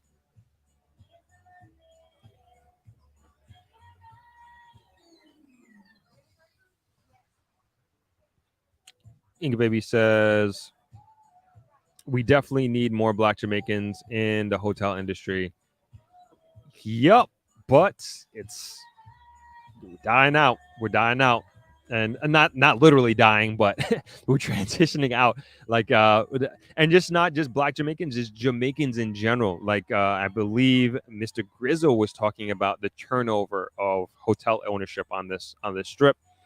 It's just becoming less and less Jamaicans. Year after year, less Jamaicans are owning hotels on this strip. Year after year. And it's just the trajectory that we're on. Fortunately or unfortunately, but it was Miss, and I said this before, it was Mrs. Jackson Brooks from Treehouse. And she told me, this was years ago, she's like, never sell. Because once you sell, you'll never be able to afford to buy it back again. And she's like, don't you ever sell your property. And she's she's a competitor. You know, she's the direct competitor. But even though she's a competitor, and I say this all the time about this Negro community, I say this all the time about the Negro community, is that I can't tell you like how much we're in this together. And I also want to speak to just the difference in camaraderie amongst the community as a whole from when I moved here in 2006 to now in 2022. Completely different. It is. When I first moved here, there was this rivalry which I didn't understand, couldn't wrap my head around, between the beach properties and the West End properties. It was crazy. Like anytime I went to a JHTA meeting or a Negro Chamber of Commerce meeting, there was always this headbutting between the property owners. And then there was also this very, dare I say, high stakes competition amongst especially small hotels. And I never understood it. And this was obviously, there was a history that I didn't understand. And the thing about Negril, and Mr. Grizzle explained this, is that Negril started on the West End with hippies in the 60s or 70s, I believe, 60s, I believe. And they pitched tents, and that's where they used to live, on the West End, and they used to come and spend their days in the beach, that's where they slept and everything. So imagine the West End being the more popular part of Negril and the beach being on the back burner, if you will. And then I guess as time progressed, it became the opposite. And so at least that's my premonition as to why that rivalry began. And I think I came in on the tail end of that. as a new generation was coming in, a new generation of hoteliers was coming into the map. And so as we went through, and especially I would say going through the great recession of 2008, 2007, there I would say post that there started to be more camaraderie. There started to be an understanding of power in numbers. And we collectively, especially understanding that hotels, Negril being the small hotel capital of Jamaica, and I believe we have definitely the most small hotels per capita in Jamaica without a doubt, but we might be that in the Caribbean. We might have the most small hotels per capita in the Caribbean. I could be wrong in that. I stand to be corrected. But we realize that we have, even though we're not under one entity, but we realize that together we are stronger.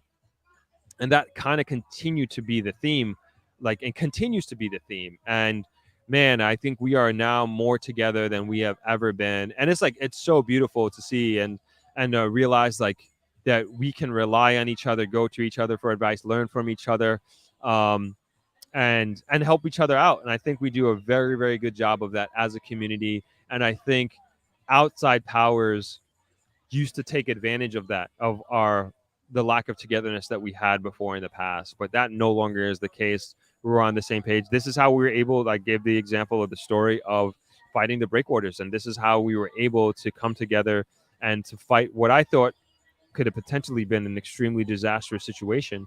And then the community thought that as well, and we were able to come together and fight against that. So Negril is a very, very, well, I would say more so than ever, like a very cohesive community and super aligned, especially the business community is very, very aligned with putting Negril, growing Negril, and seeing Negril reach its full potential. And we understand that the only way to do that is together. All right, let me keep going here. Shane I Love Coaching says map time, hashtag map time. Anytime I have the opportunity. Stanley Franklin says, greeting Throp and Throppers, just joining from New York. Awesome to have you. Stanley says, sorry, there's an ant here. Stanley says, did hear much about the conference. I saw some pics. That's it. Oh, I guess you said didn't hear much. Oh, we're talking about it now, Stanley. Talking about it now. We got a lot of videos coming out as well. A lot of highlight videos. So we're putting that together. And that'll be slowly rolling out. Max and Relaxing says, Point Village, I want to say, was the upper 200,000 US, not for sure. I really like it. It was beautiful area view. Yeah, yep. That's the only place right now. I think that is one of the, especially that's one of the best places to live in Negril. Little bit when it comes to, especially value for dollar at this point. Little Bay Country Club is very expensive. We saw the studio converted into a 1-bedroom, and let's go back to the map here. We saw the studio converted to the 1-bedroom at Little Bay Country Club. And if you're comparing, beach property to beach property. So Little Bay Country Club is up here in the northern part of Negril.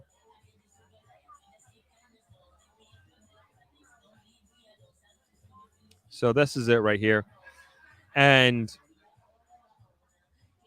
it's that the studio converted into a 1-bedroom was going for 370,000 US.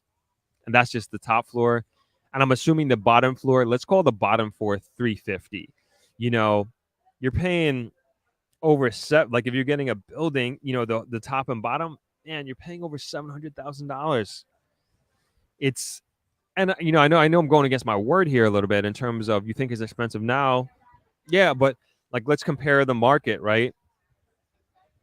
Now let's go over to Point Village, which is here, which for sure is a dated property. It's an older property. You can get, it's on the beach though. It's a nicer beach for sure. It's a nicer beach, I would say. It's a dated property, no question, but they have good leadership. They have good management. It's coming along. It's also connected to the 7 miles. So they have two beaches. So this is the nude beach that is connected to hedonism, and hedonism, as you know, is a nude friendly hotel. Hedonism 2, I should say, but it's also connected to the 5 mile strip of Long Bay. So you can literally walk or run from Point Village all the way downtown to, you can walk to here, Travelers. So let's see, let's bring down the map real quick and see where the island is there. Point Village / hedonism is right across that island. Right across that island. I swam there before from that point and back. So that's where it is. So you actually have an idea. And so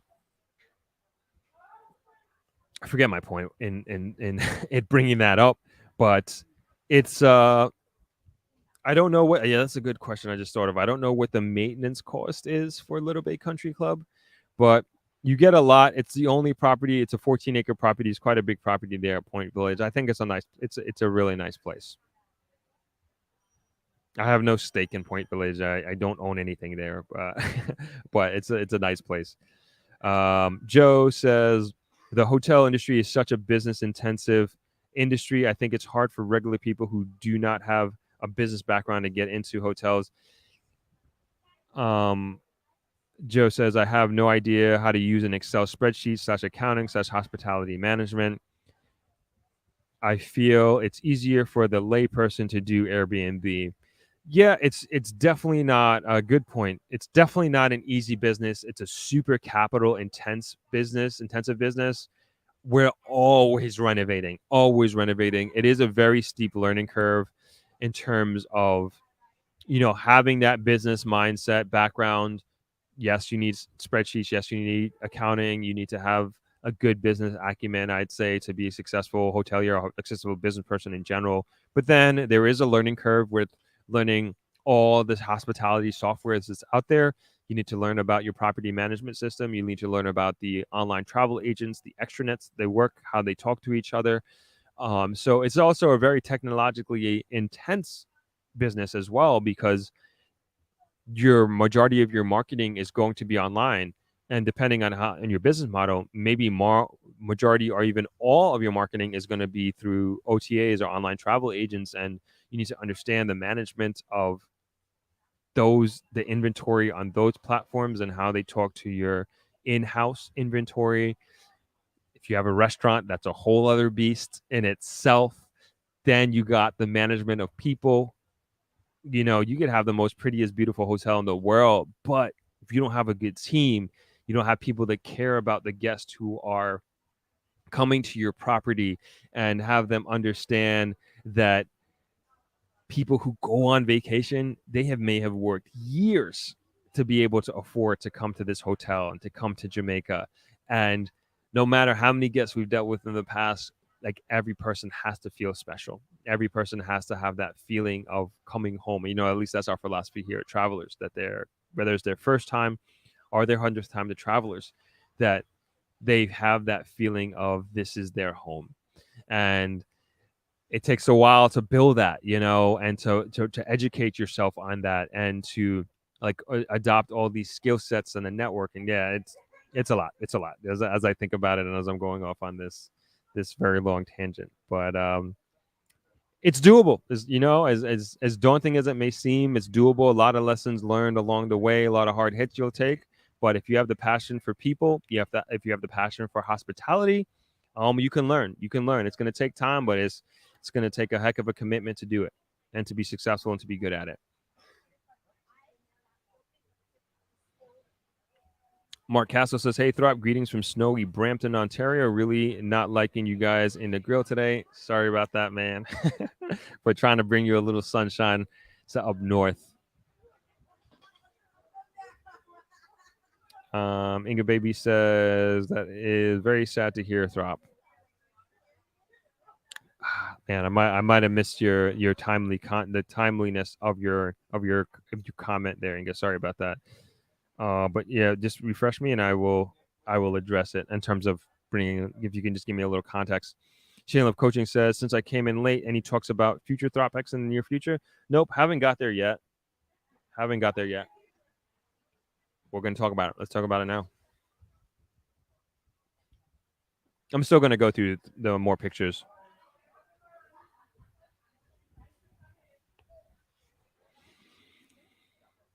So, jumping around a little bit, future of Throp-X. One, we're definitely doing it next year. Definitely doing it next year. And when I first conceptualized it, one of the goals was we got to bring this to Montego Bay, and we want to make it as big enough to make it make sense to bring it to the Montego Bay Convention Center. And like as I was going through the weekend, and as I was talking to everybody, both attendees, panelists, people who came for day passes, seeing the flow and vibe of the virtual attendees and the comments and everything like that. Then what put the cherry on top for me in terms of my thought process with this idea was when we went on the tour of Negril and we were visiting the different properties. I was just like, there's no way I'm taking this out of Negril. There's no way this has to stay in Negril. And that is my goal. Like next year, it's going to stay here for sure. I honestly think that I don't think travelers can handle this in terms of the numbers. Especially Friday, we probably had, the tech team included, we were probably at maybe close to 60 people. And I don't think it felt crowded. And, you could correct me if I'm wrong, if anybody who is there. I don't think we were at the point it felt crowded, even with 60 people. But imagine I advertised it. Imagine I advertised next year, especially we have a successful conference behind us and under our belt. We're gonna easily, that room is gonna easily be 100 people. 100 people in that room would be crowded. That would be a very crowded room, and maybe to the point of being uncomfortable, maybe to the point of maybe even being unsafe. So I don't think we're going to be able to handle it here. So I'm actually looking at another venue, hopefully to having a conversation this week with the owner or even one of the managers. And, I don't want to necessarily make it into this 1,000-person or maybe multiple thousands of person conference.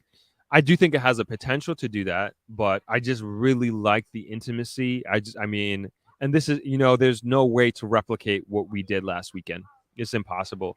But the intimacy, the type of people who attended, the panelists, it was just it was amazing. And how do we build on that? How do we recreate that in its own way in 2023 and continue to keep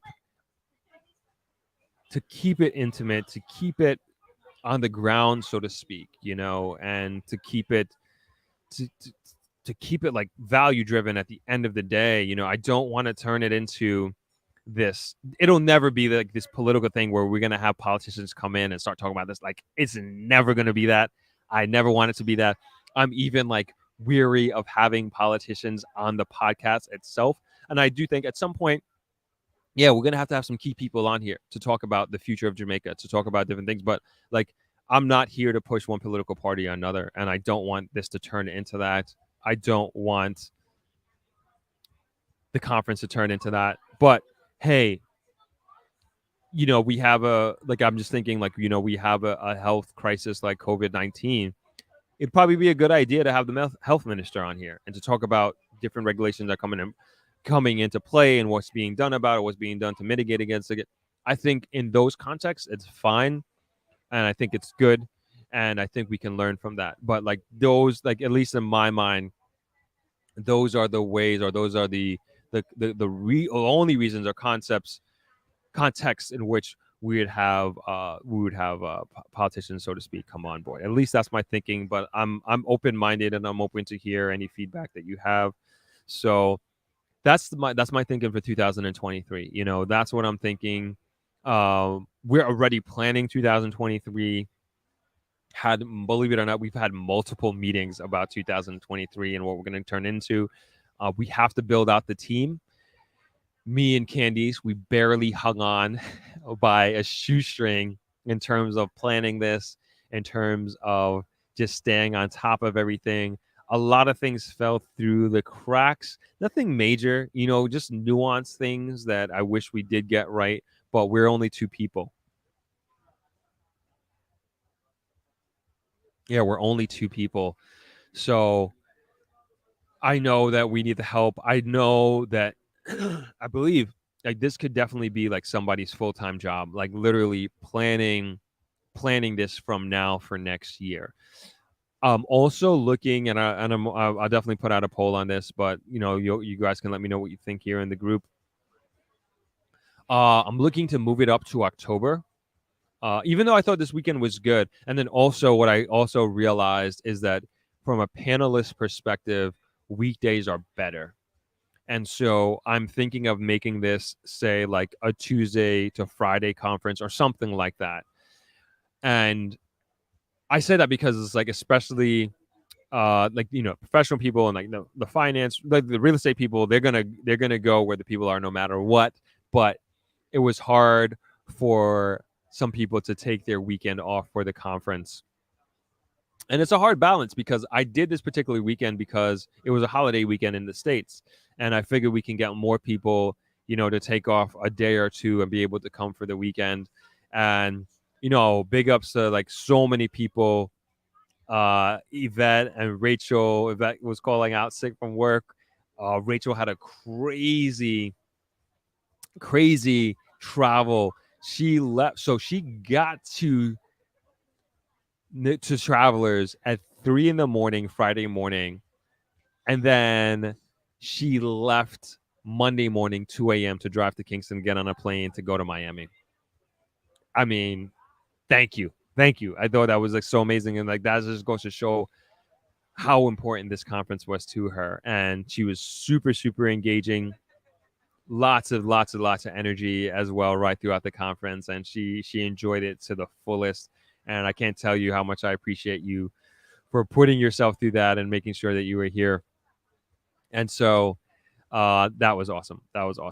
But for as we continue to talk about next year, it's going to be in the grill. It's going to be bigger. I think, I don't know what numbers we're going to go for. I have to talk to the venue. Obviously, pricing is important to me. And when I say important to me, I want to continue to make this thing relatively affordable as much as I can. I wanted to make it affordable for locals. We did local pricing for the conference. I want to continue to do that. And now it's just a matter of working out the numbers. And also, like I was saying before, like having somebody work on this full time. Like this is literally definitely something that should be worked on almost every day, because we need to start reaching out to companies, sponsors, speakers. Like I said, we're trying to moving it up to October, trying to do it to the weekdays. Like we need to get the feedback from the community to understand what are the best days, what's the best month. I think October seems to be a little bit better, but if we need to keep it in this early November point, I'm cool with it as well. So we got a lot of figuring out to do. I'm also going to be leaning on you, the community, in terms of figuring out a lot of these aspects. I'll probably put out a couple of polls to see what people think and just take it in stride. And there's Rachel. Bop, indeed. Appreciate you. So, Shayna, I'd like to answer your question. That's kind of where we are for Throp-X 2023. Amashika came up with some amazing ideas. I'll just bring it up in passing here. One of the ideas she had was to do a pitch competition as is an investment conference. And as we are trying to do our part in investing in Jamaica and helping Jamaica grow, she came up with the idea of doing a rocket pitch competition where months in advance we would reach out to community entrepreneurs that are looking to get funding.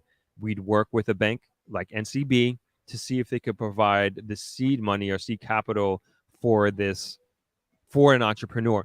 So basically, they would write a business plan, almost a Shark Tank-esque type situation, where there'd be a pitch competition that is embedded in the conference, and then the audience would be privy to it. We would have judges, and they would do maybe not elevator pitches, but we'll call them Shark Tank pitches on their business idea. And then maybe even us, the community, could have the opportunity to fund this project or to fund this business. But I would also want like a financial institution to give some sort of monetary seed capital to whatever business that there is. And hopefully it'd be some young people from the Negro community that have these business ideas, and they would partner with different business owners, the Chamber of Commerce, months before, to help them prepare for the conference and prepare for the pitch competition that will be part of the Throp-X conference 2023. And that's Amashika's idea. I thought that was fabulous idea. And that is us really, in a sense, putting our money where our mouth is and supporting growth in the community, supporting the next generation, supporting entrepreneurship within Jamaica. So I thought that was fantastic. And, let me know what you all think about that. Let's get back up to, the comments here. Wow, I missed a lot. Maridi says, awesome. I know a lot of people who love travelers. Thank you. Veronica Tate says, well said, Throp, about your guests and their need. The customer is always right. Yep. Inga Baby says, I meant about the hotels leaving out Jamaican hands and into hands of foreigners. Yeah. That is sad. But it's the reality. Coco, that's great. I want to come next year and be part of it. Yeah, would love to have you. Definitely stay in the grill. Yes, I agree. The conference just stay in the grill. I want it to stay in the grill. Yeah, Rachel says can't take it out in the grill. Yep. I was even talking to Matthew Wallacini again today in our conversation, and he's like, even if we have to build a conference center here, like this conference shouldn't leave the grill. I agree. Whatever we can do to have it stay here. And I'm going to reach out to my colleagues. I'm going to reach out to other hoteliers, other business people in the community, and work more closely with them and see how we can build this, collectively together. And, even though this is our idea from this channel, I think this thing is going to grow into something that is bigger than we think or originally thought, because just from the feedback and, the implications and good consequences of this conference, it's just hard to fathom and understand, especially in this early stage. But the feedback has just been absolutely incredible. But yes, this thing stays in the grill no matter what. Stanley Franklin says, how many persons attended the conference? It was different on each day. So we had the first day we had 40 chairs and we had to get 10 more. So we actually had to bring it up to 50 chairs, and there were people still standing. And so we had people with day passes as well. And so we were in the 50s the first day, and then we were back down in the 40s on Saturday. And that was, again, because I believe the weekdays are going to be, the more people are going to attend, because it's also a great training ground from a professional level. Like if you have a company and that you want to learn about investment opportunities or what's happening in real estate, not only in the Grill, but in Kingston, because we had Noel Phillips from Valerie Levy and Associates come in and talk a lot about opportunities and what's happening in Kingston. And he's talking from a very educated point of view. So again, this is why I'm thinking of making it purely a weekday conference at this point in time. Shane Love Coaching says, keep it intimate. It can be easy to get lost in the sauce if it's too big. Also, it can be a staple of your brand. Yeah, I'm thinking that too, maybe we only go to 150, but that would mean also is this like the pricing is going to go up. The pricing, and I knew this, I'm sharing this openly. Like I knew that the pricing is going to go up for next year. Like I knew that going into this, but I had to keep it at a level and I had to keep it relatively affordable for this first go round and really prove to the public, prove to this community, and in many ways prove to myself that I could do this. And so next year. I don't know what the price point is going to be. It really depends on what we're going to try to bring here as far as value next year in 2023. But I know the pricing is definitely going to go up. But when we talk about supply and demand, the more people we have, the cheaper that we can keep it. So it's just something to think about. And because the supply is going to be relatively low, even if we bring it up to 100, yeah, like that's not, that's not hard to do. And for those of you who were there, you understand and you saw what it was. And we're just going to get better. The speakers that we're going to have, I know it's hard to imagine, but we're going to have many of the same speakers. Hopefully I can get all of them, as a matter of fact. But we want to add to that. We want to add to different subject matters and the topics that people were interested in that we didn't get to. And hopefully we can even have breakout sessions where it's just not one conference room or one area, but hopefully we can have other aspects of the conference in different locations. That's my idea. That's my goal. And I don't mean to split the conference, but it might be worth it, just so we can cover more areas. So, yeah, good point, Shayna. I do want to keep it intimate. You can still keep it intimate with 100, 150 people for sure. But, once you get into like 300, 400 in the thousands, that's hard. That's hard. But a lot to think about post-conference. Rachel says it did feel, I guess you meant it didn't feel crowded at all. It was perfect. Thank you for that, Rachel. As much as I love the prospect of Throp-X and Mobay, keep it in the grill to build in the grill. I agree. Thanks, Coco and Coco. Marie D says we don't want it to get too commercialized, though. So yeah, I agree. I don't want it either. I don't want it to turn into this crazy thing, with all these sponsors that we've never heard of and these brands that we never heard of, or that we don't necessarily believe in. Like, it'll never turn into that, I promise. Shane Love Coaching says, if anything in the near future, you can have the conference twice a year, first and second half, versus keeping it too. That's a beautiful idea. Because people were saying, like, when are you doing this next? Are you doing this in the spring? I'm like, oh my gosh, I don't know. I don't know if I could do that. But that's a good idea. That's a very, very good idea, Shayna. Because that's easy to do. That's easy to do because we can build this up to. I'm not going to do it. I'm not doing it next year. Maybe twice a year, that is. But we can handle that here in Travelers. Make it a situation. Maybe something we think to plan for 2024, and then 6 months after, say, October, November, depending on when we do it, in 2023, we have it ready to go in April again. Good idea, Shayna.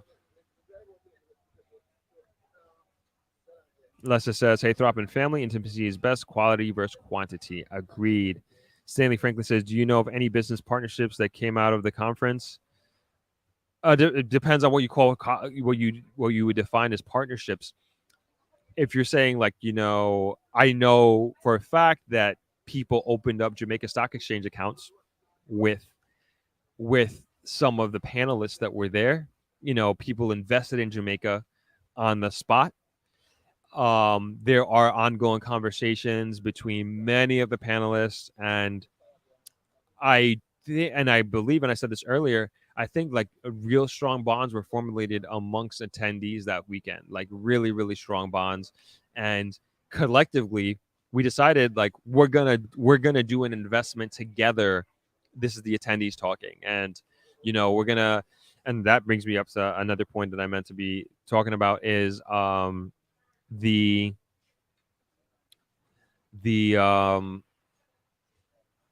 social Instagram. So I started an Instagram page, so Throp-X on Instagram, and also, more importantly, is Facebook. I think I'm not on Facebook a lot, but I realized, talking to other people, talking to other communities, like, it's a great way to continue the conversation throughout the week, even though we do these live streams, but to continue the Throp-X conversation, to continue the conversation that we have on Sundays and Thursdays. So I'm going to go back to Thursdays as well. I'm definitely going to do 2 live streams a week.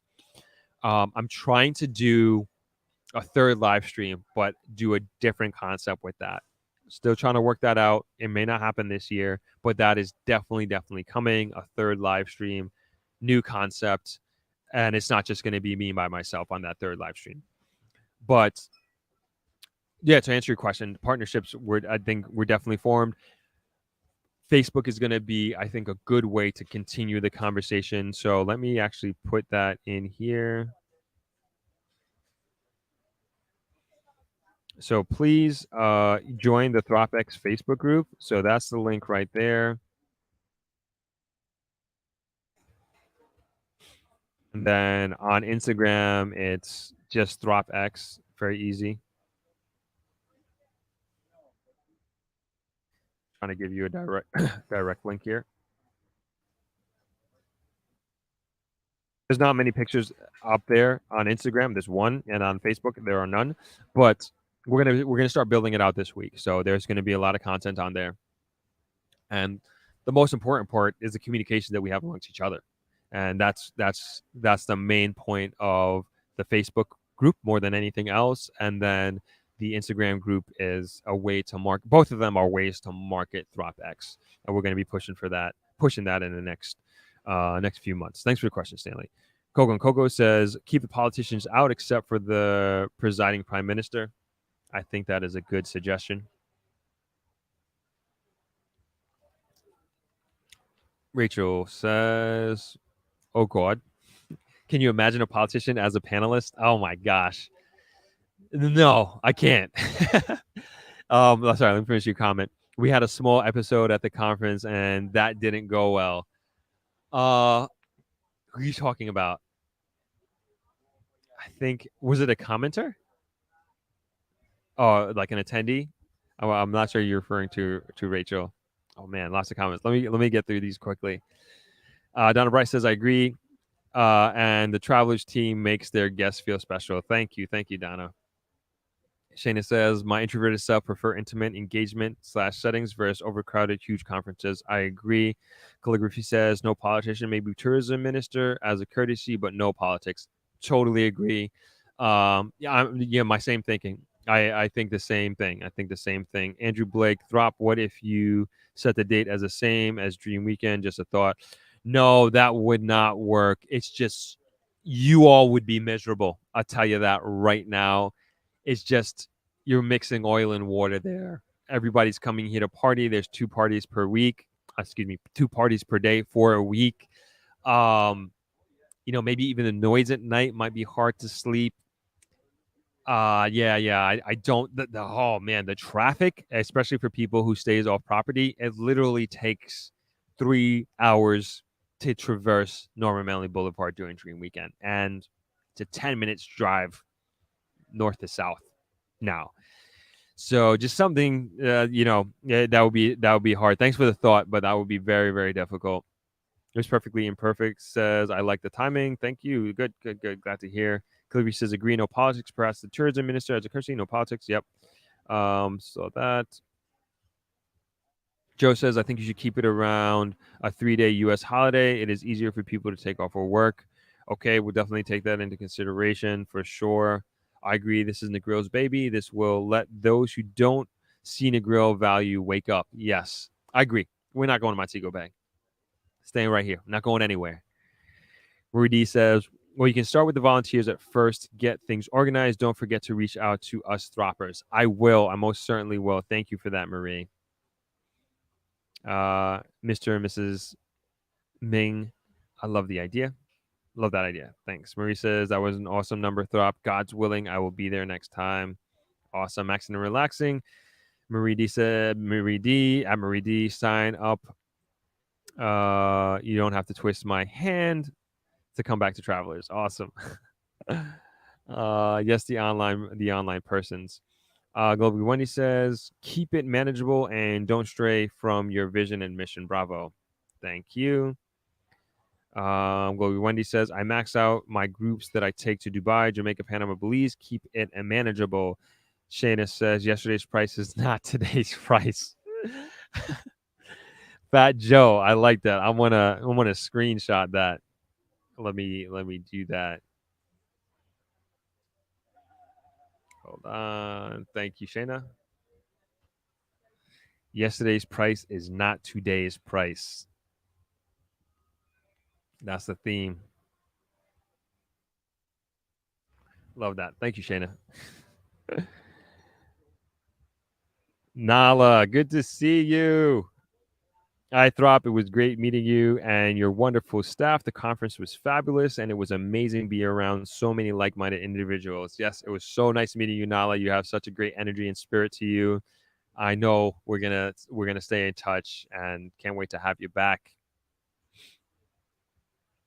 Marie says, "Globally, Wendy, yes, we must keep the vision and follow up on what was discussed. And if we follow up on what's been said and carry through what we say, we're going to do. Absolutely." Marie says twice a year is good. Nala says the information was priceless, the conversations were stimulating, and we definitely formed some lifelong friendships. I truly feel that. I feel that. Like I was just observing.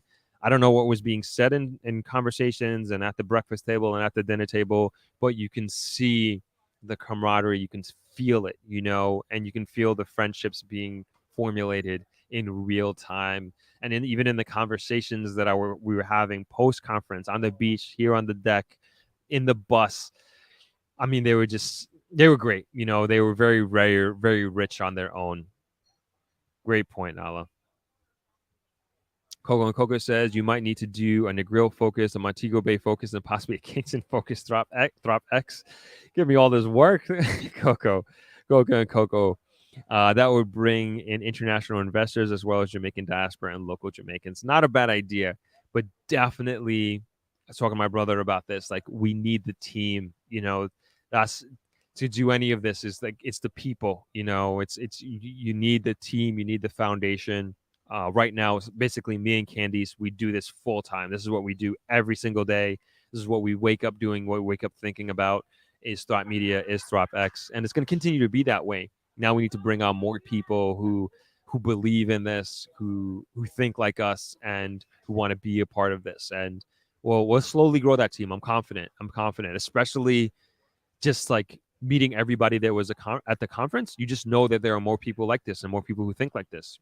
Meeting Amashika, like that was the first time I ever met her, and I'm like, and she just got it immediately from the first phone call that we had. She immediately understood the concept, and she wanted to be a part of it. Like there was, before we started talking about any type of deal or anything, like she was in love with the idea, and like that was just so awesome. And in and of itself, it was like extremely fulfilling that I didn't have to sell her on it. She believed in it right away. And I want to meet more people like her. I want to work with more people like her. I want to work with more people like all of you who are there virtually, all of us in this community. And that's what it's going to take to do things like the suggestion that Coco and Coco made, to take it to different parts of the island. That would be great. I don't know if I want to do that. I don't know if I have, like, it's hard to say. Do I have the passion that I have for Negril, for Montego Bay and Kingston? I'm not sure. But for sure, these next couple of years, right here in Negril, no doubt. Not to say that we can't grow to other parts of the country. Yeah, I'm just scrolling down to my post there. So yeah, join those Facebook and Instagram groups if you can. Marie D says, yes, globally, Wendy, I've been to many conferences and no follow through, no politicians. Agreed. Candy says, Rachel was referring to the lady that spoke out about shipping. Oh, okay, that lady. Okay, gotcha. I know who you're talking about, Rachel. I know exactly who you're talking about. I forget her name. She had a point. She had a point, and she wanted to make it, and she was using the forum to vent. No problem. Everybody supported her in that. Marie D says, no way, Dream Weekend. No. Yeah, that's a hard weekend. Charles, good to see you, man. Good to see you. So nice to have met you, man. I know that we're gonna stay. I know everybody at Throp-X this year. We are gonna be in touch. We're gonna continue staying in contact, and we exchanged information. But also, I want to continue the conversation in the Facebook group as well. But good to see you anyway. Charles's comment, Throp-X was a blast. It was nice meeting and hanging with everybody. Thanks to you and your team, Throp. It was time and money well spent. Awesome. Thank you, Charles. I'm really happy to hear that. Joe says no dream weekend conference. That would be a disaster. Yep, that would be very tough. That would be tough for sure. Justin says you won't be able to park or drive anywhere for sure. Yeah. Okay, dream weekend is a no-go. Everybody agrees. Channel of Coaching says 2 times a year can be a great idea opportunity. People can pick and choose if they can't make it the first half, and they have another opportunity before the end of the year. That way it can keep it cost effective. Yeah, I think it's a good idea. I'm going to really think on that. I think you're onto something, Shayna. I think you're really, really onto something. Going to really think on that.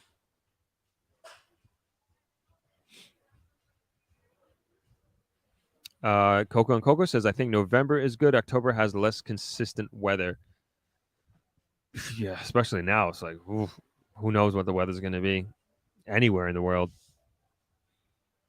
Shane Love Coaching says, Throp-X was born and raised in the grill, therefore it ain't going nowhere. Agree. Hashtag stay in the grill. Totally agree.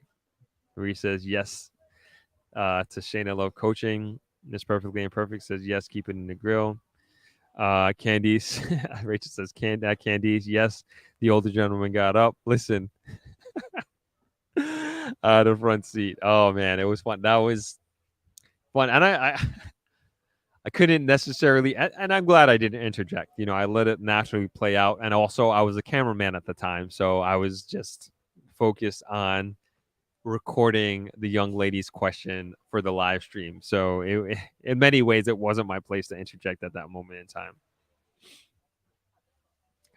Shaya says, yeah, I cringed when she spoke. I felt it through the screen. Virtual attendee. Oh boy. Coco and Coco says, your brand, pick locally knowledgeable people to run those like a franchise. This is a way of the future, but I am a future thinker. Agreed. I like the way you think. I think you're onto something there for sure. Natasha York says, this is amazing and I appreciate everything you are doing. Thank you very much. I'm ready to establish a business in Jamaica and this community is definitely helpful on my journey. Amazing. I'm glad to hear that, Natasha. Thank you for sharing that. Manifa says, keeping it twice can also help with keeping it small and effective. Yeah. You all got me. Now I really have something to think about, you know, in terms of the approach to this to next year and the following years. Calligraphy says, keep it in the grill. Persons from other towns can partner with you to use your template for their city, but hashtag stay in the grill. Okay, we're staying in the grill. All right, I think I'm going to take a quick break. Sorry, I know I keep saying this, but I don't have any new commercials. But I just want to scarf down some food so I can keep going. All right, let's see. All right, we're going to do...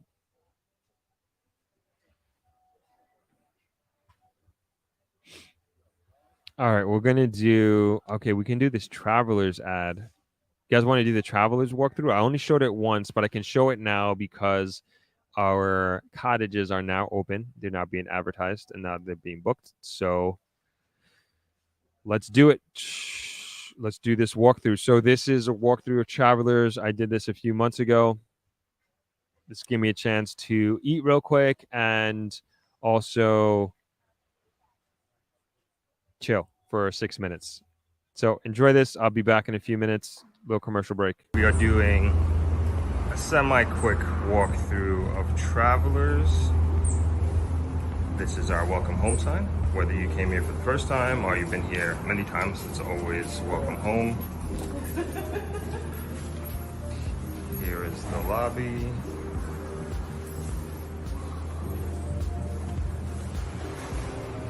Then the front desk is over there.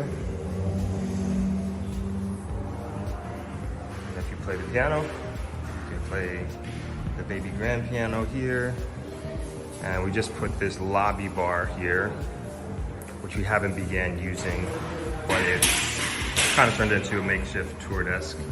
And here is the meat office, the Grill Education Environment Trust. This is my family's nonprofit organization. And yes, we are also part of the Rotary Club, the Grill Rotary Club. Okay, moving on. So we're stepping into the garden area here. And Here on the left is the bungalows. This is actually the first room category that my dad started with. Started with 3 of these and then slowly built it up to the property that it is today. So this actually used to be a jungle before my dad started this, and he started from scratch. So up here above the lobby, these are our suites and deluxe rooms. And then over here is the superior rooms. They're grafted mangoes and they're really, really good. And then over there is our standard block. And going down the bungalow path here, we're doing a little construction here. This is one of our bungalows. Give you guys a sneak peek. Hope this is dry. Okay, it is. All right, just a little quick sneak peek. Brought the ceilings up. Well, got AC. That's it. Not even gonna explain the concept, but I'll just give you a quick look-see on what we're doing here. All right, I don't know if I was supposed to show you that or not, but that is that. Okay, moving on. Keep going towards the beach. I'm not sure if you can see that from here, but that's the direction that we're heading in. And then over on the right, morning. All right, and over on the right is the pool area. Let's see if we can walk across.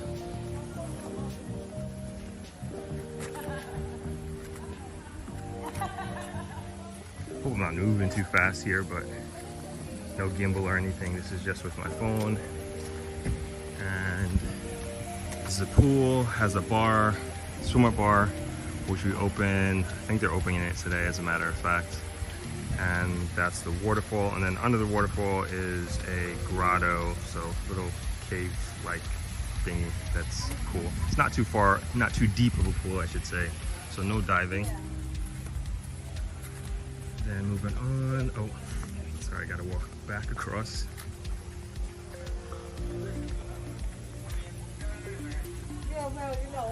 And then over here on the left, we got our gym.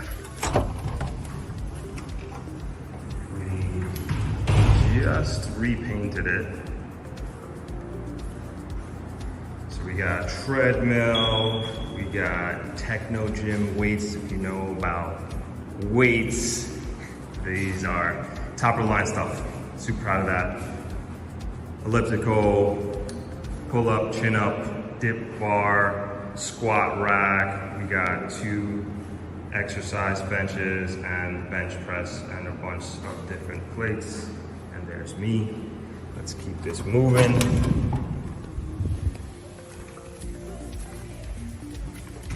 And then here we got the family room.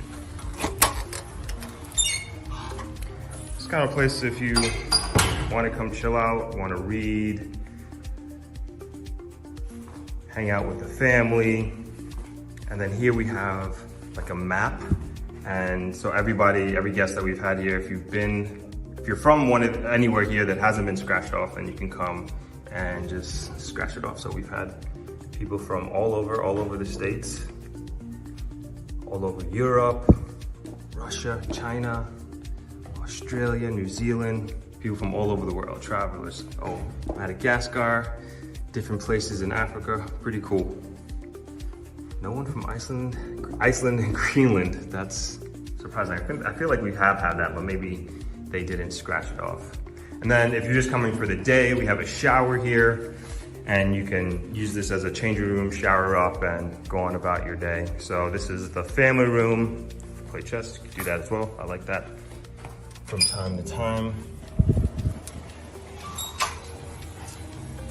And then here's the bar and the restaurant, and of course the beach. Then we have our dive shop here, but I don't think anybody's diving. But come here, get certified scuba if you want to. I've been diving with these guys a few times. And then we have canoes and paddle boards as well if you want to get out there, and the glass bottom boat. So That's the Dive Shop's glass bottom boat right out there. And yeah, bar, restaurant. All right. Okay, feels so much better. Scarf down a mango, scarf down a fish wrap. Got some energy now. Oh, thank you, Ingo. Says it's such a beautiful property. So this was a few months ago, and the got mango in my teeth. The bungalow that you saw them refurbishing, that's actually completed. I'm gonna do another video on that at some point in time. I got in trouble by my brother because I showed it prematurely. And then somebody called and inquired about it, and they're like, he's like, why'd you put the bungalow on there? We're not advertising. I was like, oh, my bad. I didn't know. But now we are. I think we're calling them cottages now instead of bungalows. We have multiple guests who have stayed in them. Very, very happy. Very happy. The bungalows were the first. They were the first buildings / rooms that we had here at Travelers that my dad started off with. And there was no, if you can imagine, the entire property was just a jungle essentially. And he started off with one of those cabins and just rented it as much as he could and used the revenue for that to continue to build, reinvest. And that's kind of been the how my dad grew it into what it was when me and my brothers took over. And so in many ways we are paying homage to that original building, these original rooms that we have here, and bringing them into the modern era. And they're beautiful. They're very beautifully done. Kudos to my brother, the design team, the construction team, demo team. They're doing a great job in refurbishing them, and something that we're extremely proud of. Very, very, very proud of. And they look wonderful. I can't wait to show them to you all in great detail. And so traditionally they've been non-air conditioned rooms, and now we're ACing them, which is a plus. But there's just so much more to those rooms now than just having air conditioning. It's absolutely beautiful. I can't wait to show it to you all.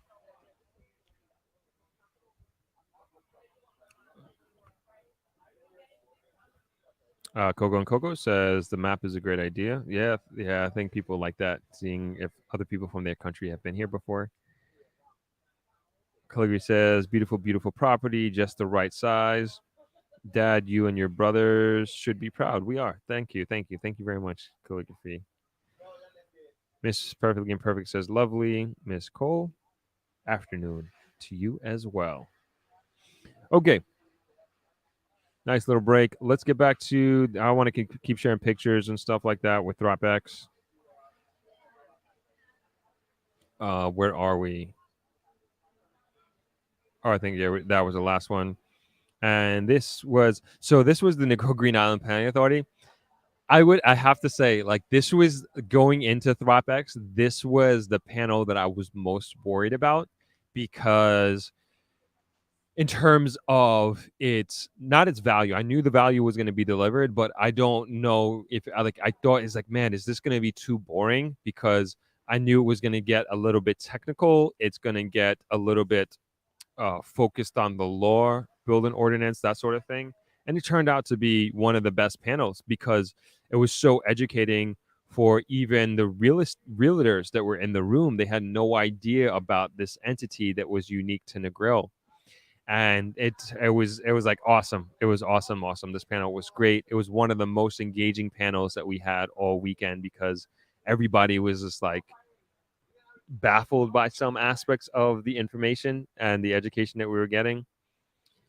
And sorry, I'm looking up at the clouds. We might have to rush and change. I might throw in another commercial, but we're ready to move. We're ready to move inside if we need to. But anyway, this was a great panel. This was a great panel. And yeah, shout out to the Negro Green Island Planning Authority. They did a fantastic job. This is Mr. Kerry Wiggin. He is the branch manager at the Negril at the Negril branch of Bank of Nova Scotia, BNS, Scotia Bank. This was another great panel. This was in the middle there is Noel Phillips, and on the end is St. Alban Clark, and they are both realtors. So Noel is a realtor from Kingston, knows Kingston like the back of his hand. He knows everything that's going on over there. And then St. Alban, he's based in Montego Bay, but has a real stronghold on the grill and is trying to spend more time here and be more vested in the grill as a realtor. And we had them both on a panel together talking about their respective regions, and we learned a lot from both of them. And I thought, they were good, like feeding off of each other and giving us information. And the title of that panel was Buying Property in the West or the East. And that was great. This was the education panel. This was the second day. And so they started off us right. Miss Brown and Miss Robinson, they both did an excellent job. Miss Brown is a master teacher, and Jessica Robinson, she is a teacher at Manning's High School. I forgot to mention this. She is a Harvard alumni. She's a Harvard grad. She finished, I think earlier this year, if I'm not mistaken. It's something that we should all be proud of as Jamaicans. Like, she went to Harvard, got her education, and came back, and she is doing a great job as a teacher. And man, she's representing the education system like no other. Great panel. Another shot of them. A shot of Jessica and Miss Brown. Another shot of Jessica. And this is Miss Dawn Gray.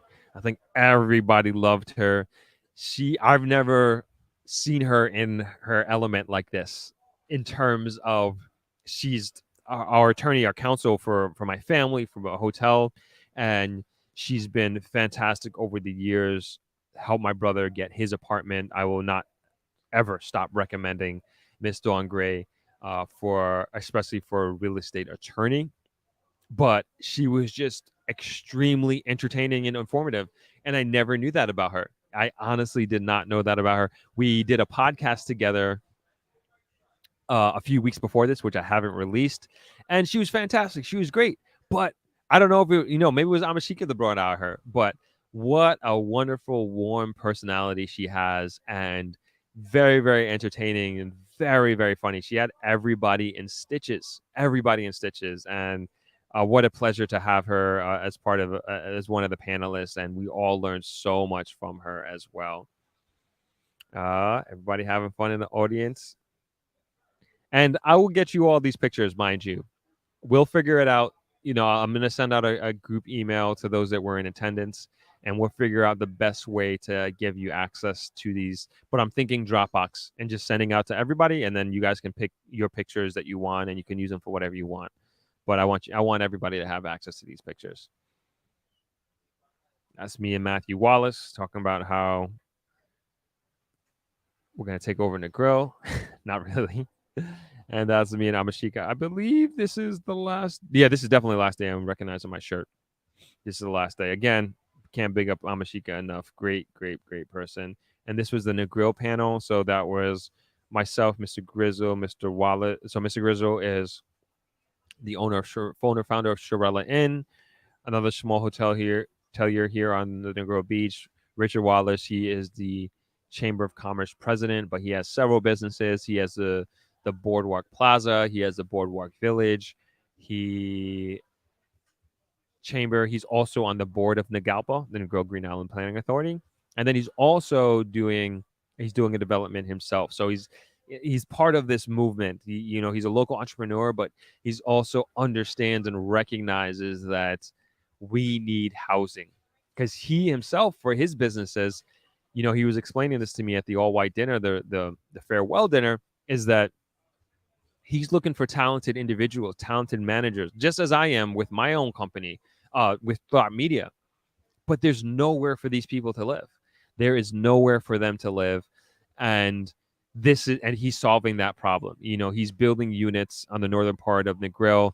And I am seriously thinking about putting down Like I want to learn a little bit more about it, but I'm seriously thinking about putting money down on getting an apartment.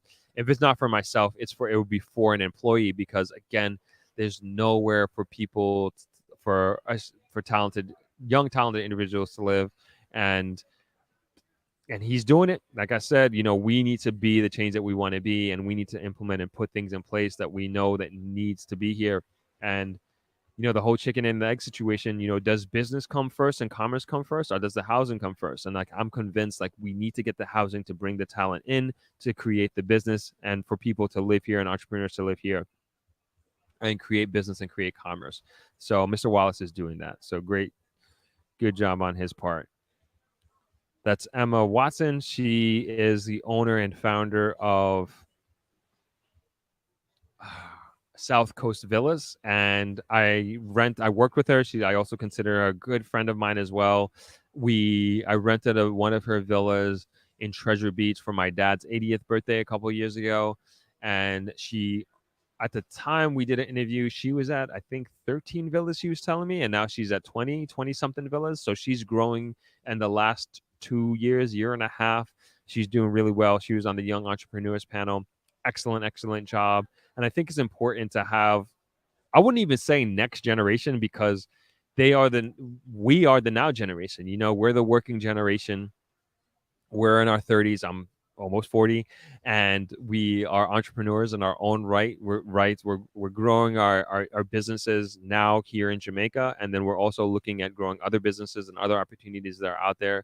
So I thought it was important. I put Emma and Matthew on the same panel to talk about their journey and their experience being a young entrepreneur in Jamaica, and from two different regions, as a matter of fact. There's Amashika again. Can't say enough about her. Fantastic job. And we're going to be working together again, not just for Throp-X. When I see people and work with people like her, like, I'm going to hold on to you and not going to let you go, and continue to build on the relationship, because I could tell you, it's rare to find an individual like Amashika. Very rare. They're not growing on trees. And I recognize that. And I'm not going to take her for granted. I'm not going to take our friendship for granted. And we're going to continue to work together. And we already have something that we're working on now that we agreed to. So we're going to be doing that in a couple of weeks, which I'm excited for. This is basically the tech team and the volunteers, and everybody did a great job. Could not have done it without them. And this is Amashika's idea. The X's that we have up like that, Throp-X. Like, she came up with that. So that's the sign. That's our gang sign. Throp-X, what up? So that was cool. Moving on, this was the Negril tour. So we even went as far as Little London. As a matter of fact, we went to, and the map is coming up soon, as you know. We went to West Isles, which is a 28-unit development. We're going to get to that in a sec. But this is all of us at Aqua Ducks downtown Negril, which we just saw. This is everybody on the tour. Group picture. This is Aqueducts. We came back to Travelers for a coffee break, thanks to Winfield and Candice. And Raken, you see there, they had the Throp-X table set up. So we had this grab and go, because it was like so packed, like in terms of the day, like we were like boom, boom, boom, boom from one to the next. Because I wanted to get I wanted everybody to have a good understanding of the lay of the land of Negril, the outskirts of Negril. Of course, there's so much more to see, but I just wanted everybody to get a feel. And most people have never been to Negril. No, many people have not been to Negril in 15, 20 years. I've been to Jamaica in 15, 20 years. So it was just important to me that everybody had the opportunity, at least get everybody on the same page in terms of understanding the topography and layout of Negril. And then also what's available. So we had to have a coffee break, had to get some replenish our sustenance. We'll get to different properties that we saw in a second. This is Point Village. I don't have any more pictures than that. But let's bring up the map real quick. I'm going to run through really quickly what we saw, where we went. All right, here we go. Map time. So, what was the first one? Okay. So this is downtown Negril. The first place we went to, I forget the name of it, but it was undeveloped land. And so we're here downtown Negril. Oh, let me pull me up so you can see me. So we're here downtown Negril. Just trying to build some context here. So travelers, that's where we're here right now. And then we're going to travel downtown Negril. This is the roundabout. And we're going to the West End, Vendors Plaza. We're going to keep going West End, otherwise known as the Cliffs. We're going to keep going, keep going. This is the Negril Library. This is Negril All Age. This area, this is called Church Corner right here. And let's see if I got my bearing straight. Yes, I believe. Okay, so this is Curlew Hardware here. And so the first development, this is going to be a luxury residential housing development. As soon as I could get my hands on the architectural renditions, I will get them to you, and maybe I won't post them. I don't think I'll have permission, but we can talk about it, and I can bring them up on the screen on one of these live streams at some point. So we went down this road here, and this is where it's going to be, right here. It's on both sides, and for those of you that were on the bus, you know exactly where I'm talking about. The bus drive, this is a big hill here, as a matter of fact. The bus driver was a great driver. Got us up the hill, did a 3-point turn, and got us back down the hill.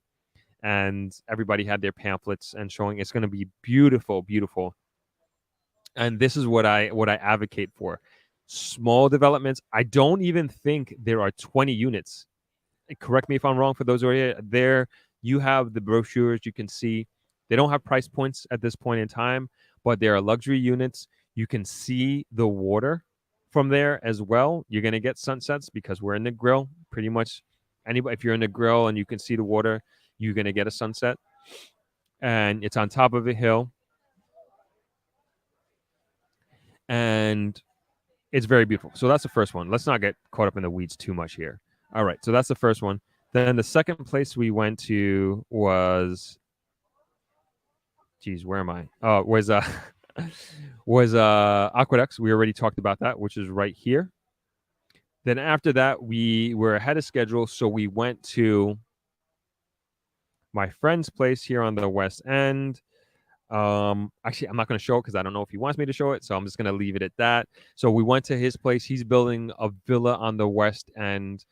And I told them everybody on the bus about it. And luckily enough, he was actually there. And I invited him down, brought him down. Everybody asked questions about, I wish I got it on camera now that I think about it. But he doesn't like being on camera. Hence why I don't even want to show his place. And so everybody on the bus got to ask him questions about how much he spent, per square feet cost, what his plans are, what he's going to be doing, renting. So I'm glad he was there. It was very serendipitous, and it was good timing, very, very good timing to have him there. And so after that, we went for the coffee break, I believe, and then we went to West Isle. So West Isle, I'm going to zoom all the way out, is in Little London. So right here, again, downtown Negril, and we're going to move, I guess, southeast. And so this is the main road. If you can follow my mouse, this is where we drove. It was about a 20-minute drive in the bus. Usually it's like 15, but it's a bus. And there was a lot of us on there. And so where are we? Retreat. Texaco gas station.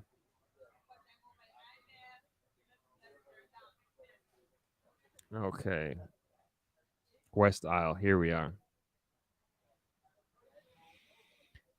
This is the development here, West Isle. It's off of the main road. So this is the main road coming from Negril. And then you turn off, make a right down Mango Hall Road. And like I said, 28 units. It's actually further along than this. This is an old picture, satellite picture. But it was very nice. The model home was very nice. People were very impressed. I was impressed with it. That's the first time me going inside the model home. It was done very, very well. And then from there, we drove back to Negril. And then we went to Chippewa Village. Let me see if I could find that. It just say it's a commercial property that's for sale, hotel property that's for sale, which everybody was impressed with, and we got plans. That's all I'll say on that. We got plans. As a collective group, we got plans for that place. And then we scooted over to Little Bay Country Club, which we already talked about. And then I think that's it. We went to the Negril sign, which is right here. And we took some photos there.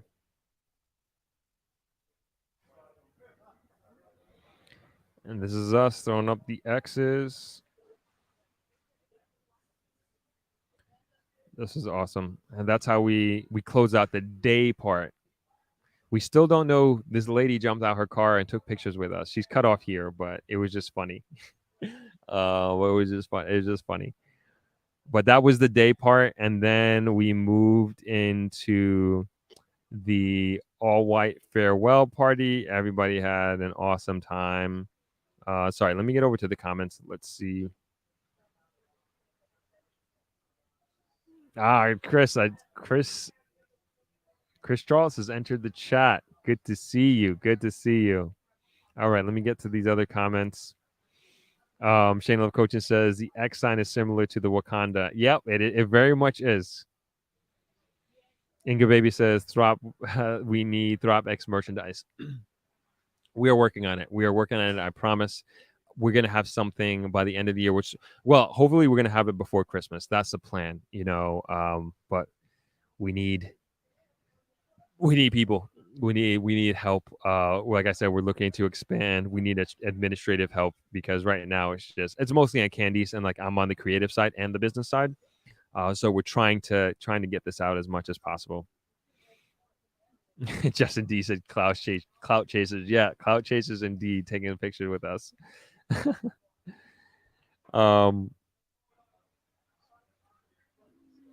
Nikki Mara says, please check your email. I've sent 2. Okay, we'll check it out, Nikki. Shana Love Coaching says, Miss Gray was my fave. She was so funny. The memorable 9, not to be a mother. Those who attended will know. If you know, you know. Hashtag edutainment. Indeed, indeed. Miss Cole says, I missed everything. This holiday preparation got me chokehold. Oh, in a chokehold. Global Wendy says, professional groups connected to Throp are welcome to join our real estate trade delegations, including Dubai and Jamaica. We develop affordable housing under International Real Estate Federation. Good to know. Rose, hi Throp. Not sure if I missed it, but were there any contractors, builders at the expo? Nope. That's definitely one thing that I won't say we were missing for sure, but I didn't know. I wasn't sure if I wanted to do that because that would be me, just like I did with everybody else who was there. That would be me co-signing on them being there, right? And that would be me saying, hey, this person is good, this company is good, which there was one that I would say that I could co-sign on, but I just never got around to having a conversation with the CEO, with the founder. And I think they would have been fantastic. And I think we will next year. I'll be a little bit more confident. We're working with a couple of contractors here at Travelers, and for these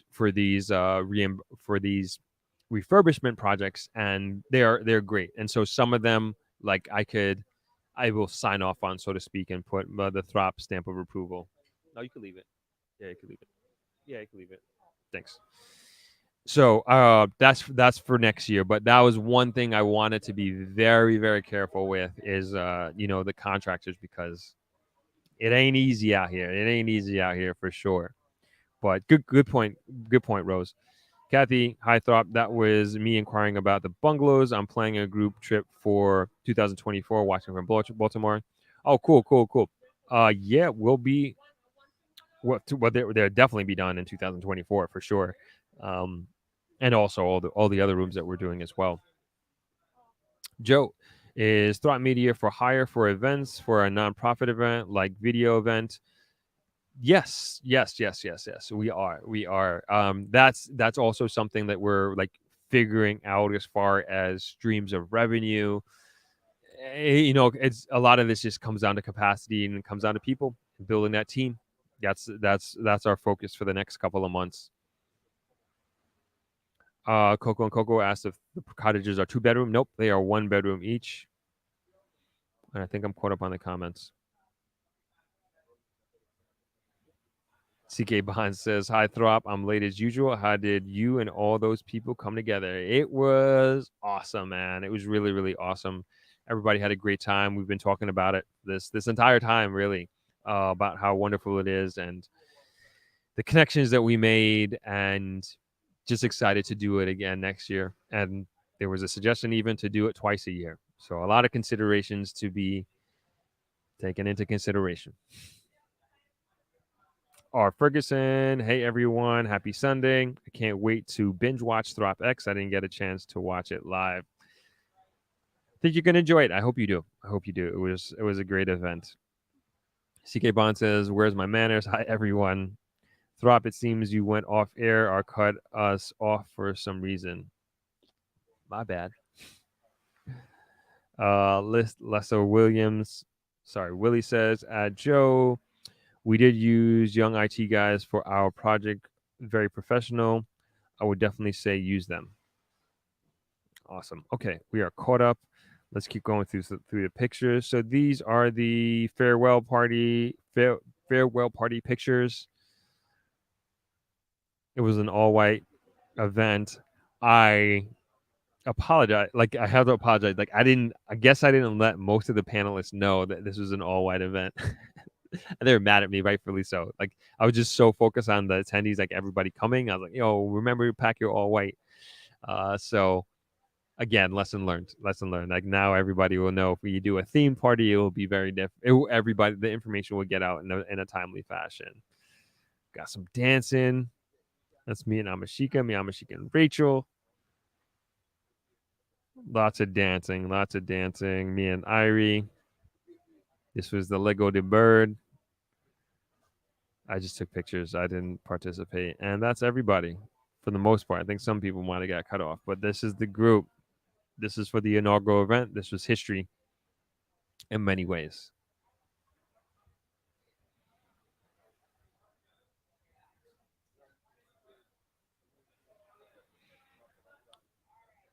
All right. How do I get this off? Okay. So just want to go through some of the sponsors real quick. Oh, you guys see that rain coming in? I'm just looking at it down the beach.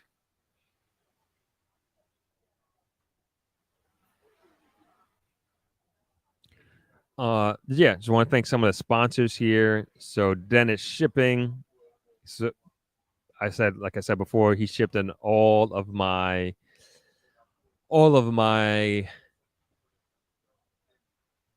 everything in my studio. Like I'm just remembering like everything that you see in my studio, like the set. Like he's a shipping company. He was also a speaker, great speaker as well. Learned a lot about shipping, and he was the one with the lady and the guy who kind of got into it from the audience that we were referring to.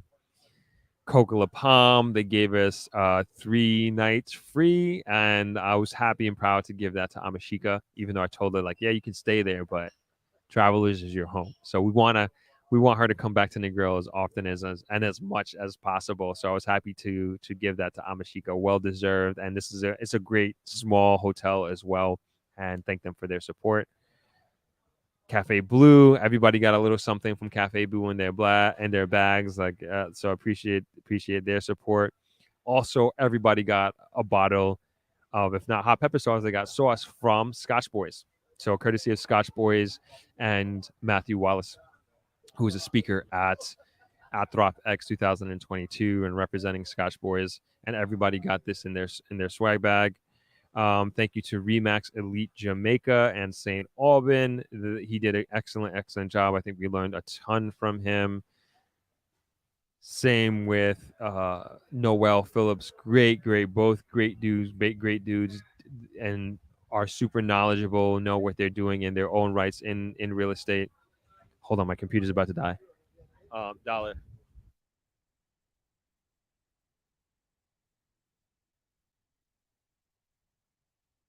Sorry, good thing I noticed that. Sorry, just got to charge it. Get a charger on it. Yeah. Noel was amazing. We worked together, done a bunch of videos together. I have more content coming out. I have not forgot. I know somebody's gonna bring this up. The Kingston Real Estate Series is still happening. We just need to put a few things together. That's it. But it's there. I got the content. It's gonna happen. You guys are gonna see it. So Noel, that's not the last you heard of Noel, not only from the conference, but also from the content that we have coming out that we already had recorded. Of course, Travelers Beach Resort, where we are now, helped so much with everything. Got the conference space for free, so that's always a plus. And they work with us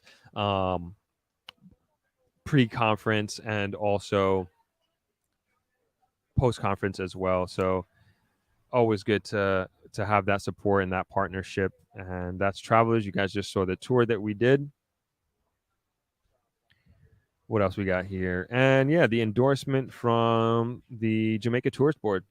And I hope we get the endorsement again next year. I can't wait to send them a bunch of pictures, and I know they're following me on Instagram now, which is pretty cool as well. But gonna send them over. I'm excited to just thank them and send them all of the media and let them know how successful of an event this was. And I just wish we didn't have enough time to kind of get that word out about the support and the endorsement from the Jamaica Tourist Board. But to me, like I said earlier, it's the thought that counts. It's a sentiment. It's a validation from the marketing arm of Jamaica, and that says a lot about their belief in what we're doing and their encouragement this first year round on this Throp-X 2022. I think we're gonna have to wrap it up relatively soon because that rain is coming. That rain is coming. Thank you so much, Rose. Yeah, rain is coming, and we got a lot of equipment out here. We're actually, oh, you can't see it, but we have the Throp-X table. Like, this is going to be the norm that we're going to be using for our setup here. But I think we're going to have to leave it there, folks. I wanted to start a little bit earlier, but I came from Ochi today, so we started a half an hour later than I wanted to. But this was good. Like I said, I was really looking forward to this today. Really looking forward to seeing you all here on the chat and just hanging out, reminiscing. And of course, we're going to continue to do that. Continue to reminisce, continue to talk. We will be doing a live stream on Thursday. I'm not sure if I'm going to be in the grill. Definitely Sunday. Thursday. Don't hold me to Thursday, but I'm going to do my best. I'm going to do my best to have that live stream on Thursday. But this was great. This was great catching up. Great talking about Throp-X. Great. So awesome meeting everybody at Throp-X. I felt like we were a family, and that relationship got started right here on these live streams. And we continue to build this community, further this community, and bringing it into real life was just so amazing. And just so proud of the conference itself. So proud and happy that everybody who came. All the people who were on the live stream came, and it was a special weekend. It really was a super special weekend, and there were so many people involved, from the volunteers to the sponsors. I hope I got all the sponsors because I keep forgetting people. That's not intentional, but it was a great, fantastic weekend, and like I said, we already started planning 2023. And I'm going to continue to rely on you all, the community, to help plan this. You're the ones who help plan this year. And like I said, I'm not going to stray too far away from the concept that we've developed this year. And we're going to continue to push forward and to grow it, but slowly. And also, like we said and agreed, it's going to continue to remain intimate. And it's also going to continue to remain here in the grill. It's not going anywhere else. So I'm excited to continue the conversation. Now I'm also, as fun and as exciting as Throp-X was, like, I'm so excited about continuing to focus on the growth of the channel, because that's what got us here in the first place. And I have a lot of ideas, and we're putting our heads together as far as formulating strategies to grow the channel and get ourselves out there. A lot of great guests to come up, many, many fantastic guests. I can't wait to bring to the forum. And also, they're going to be part of Throp-X. They're going to be part of this community, and that also excites me. So I'm trying to, what I say, quell Throp-X, and also get it to a point where we're just focusing on not focusing on like having a team or somebody focus exclusively on Throp-X 2023, where I can focus on the business development side of Throp Media and also the channel, because there's so much potential, and I think there are so many more people out there who really need and want this information that we have on this channel, that we have within this community, and I have a bound duty and obligation to get in front of them. And that is one of my priorities for 2023. And I'm setting myself up for that and setting this channel up for that. And good things to come. Good things to come. This was really, really awesome. Really, really awesome. Awesome weekend. And this was so awesome hanging out with you all, getting back to our Sunday lives. I miss them. And I'm going to do my best not to miss out on them as long as I'm here in Jamaica and the grill. We're going to be doing them from right here. And take a look at that. Remember, you could see the island before. You remember that. Remember, everybody, we saw the island before, and now we can't. So you know this thing is coming. Let me get out of here before I regret it. Let me see any last minute comments. Thanksgiving stream. Let's do it. Let's do it. If we can do it, we may not have the elaborate setup that we have here, but we will have something that's perfectly imperfect. Says, congrats on bringing Throp-X to life. It looked like an an enlightening, fun, informative event. Glad you enjoyed and hope to be there next time. Awesome. Shana says, enjoy the rest of your weekend, everyone. Those in the cold weather, stay warm.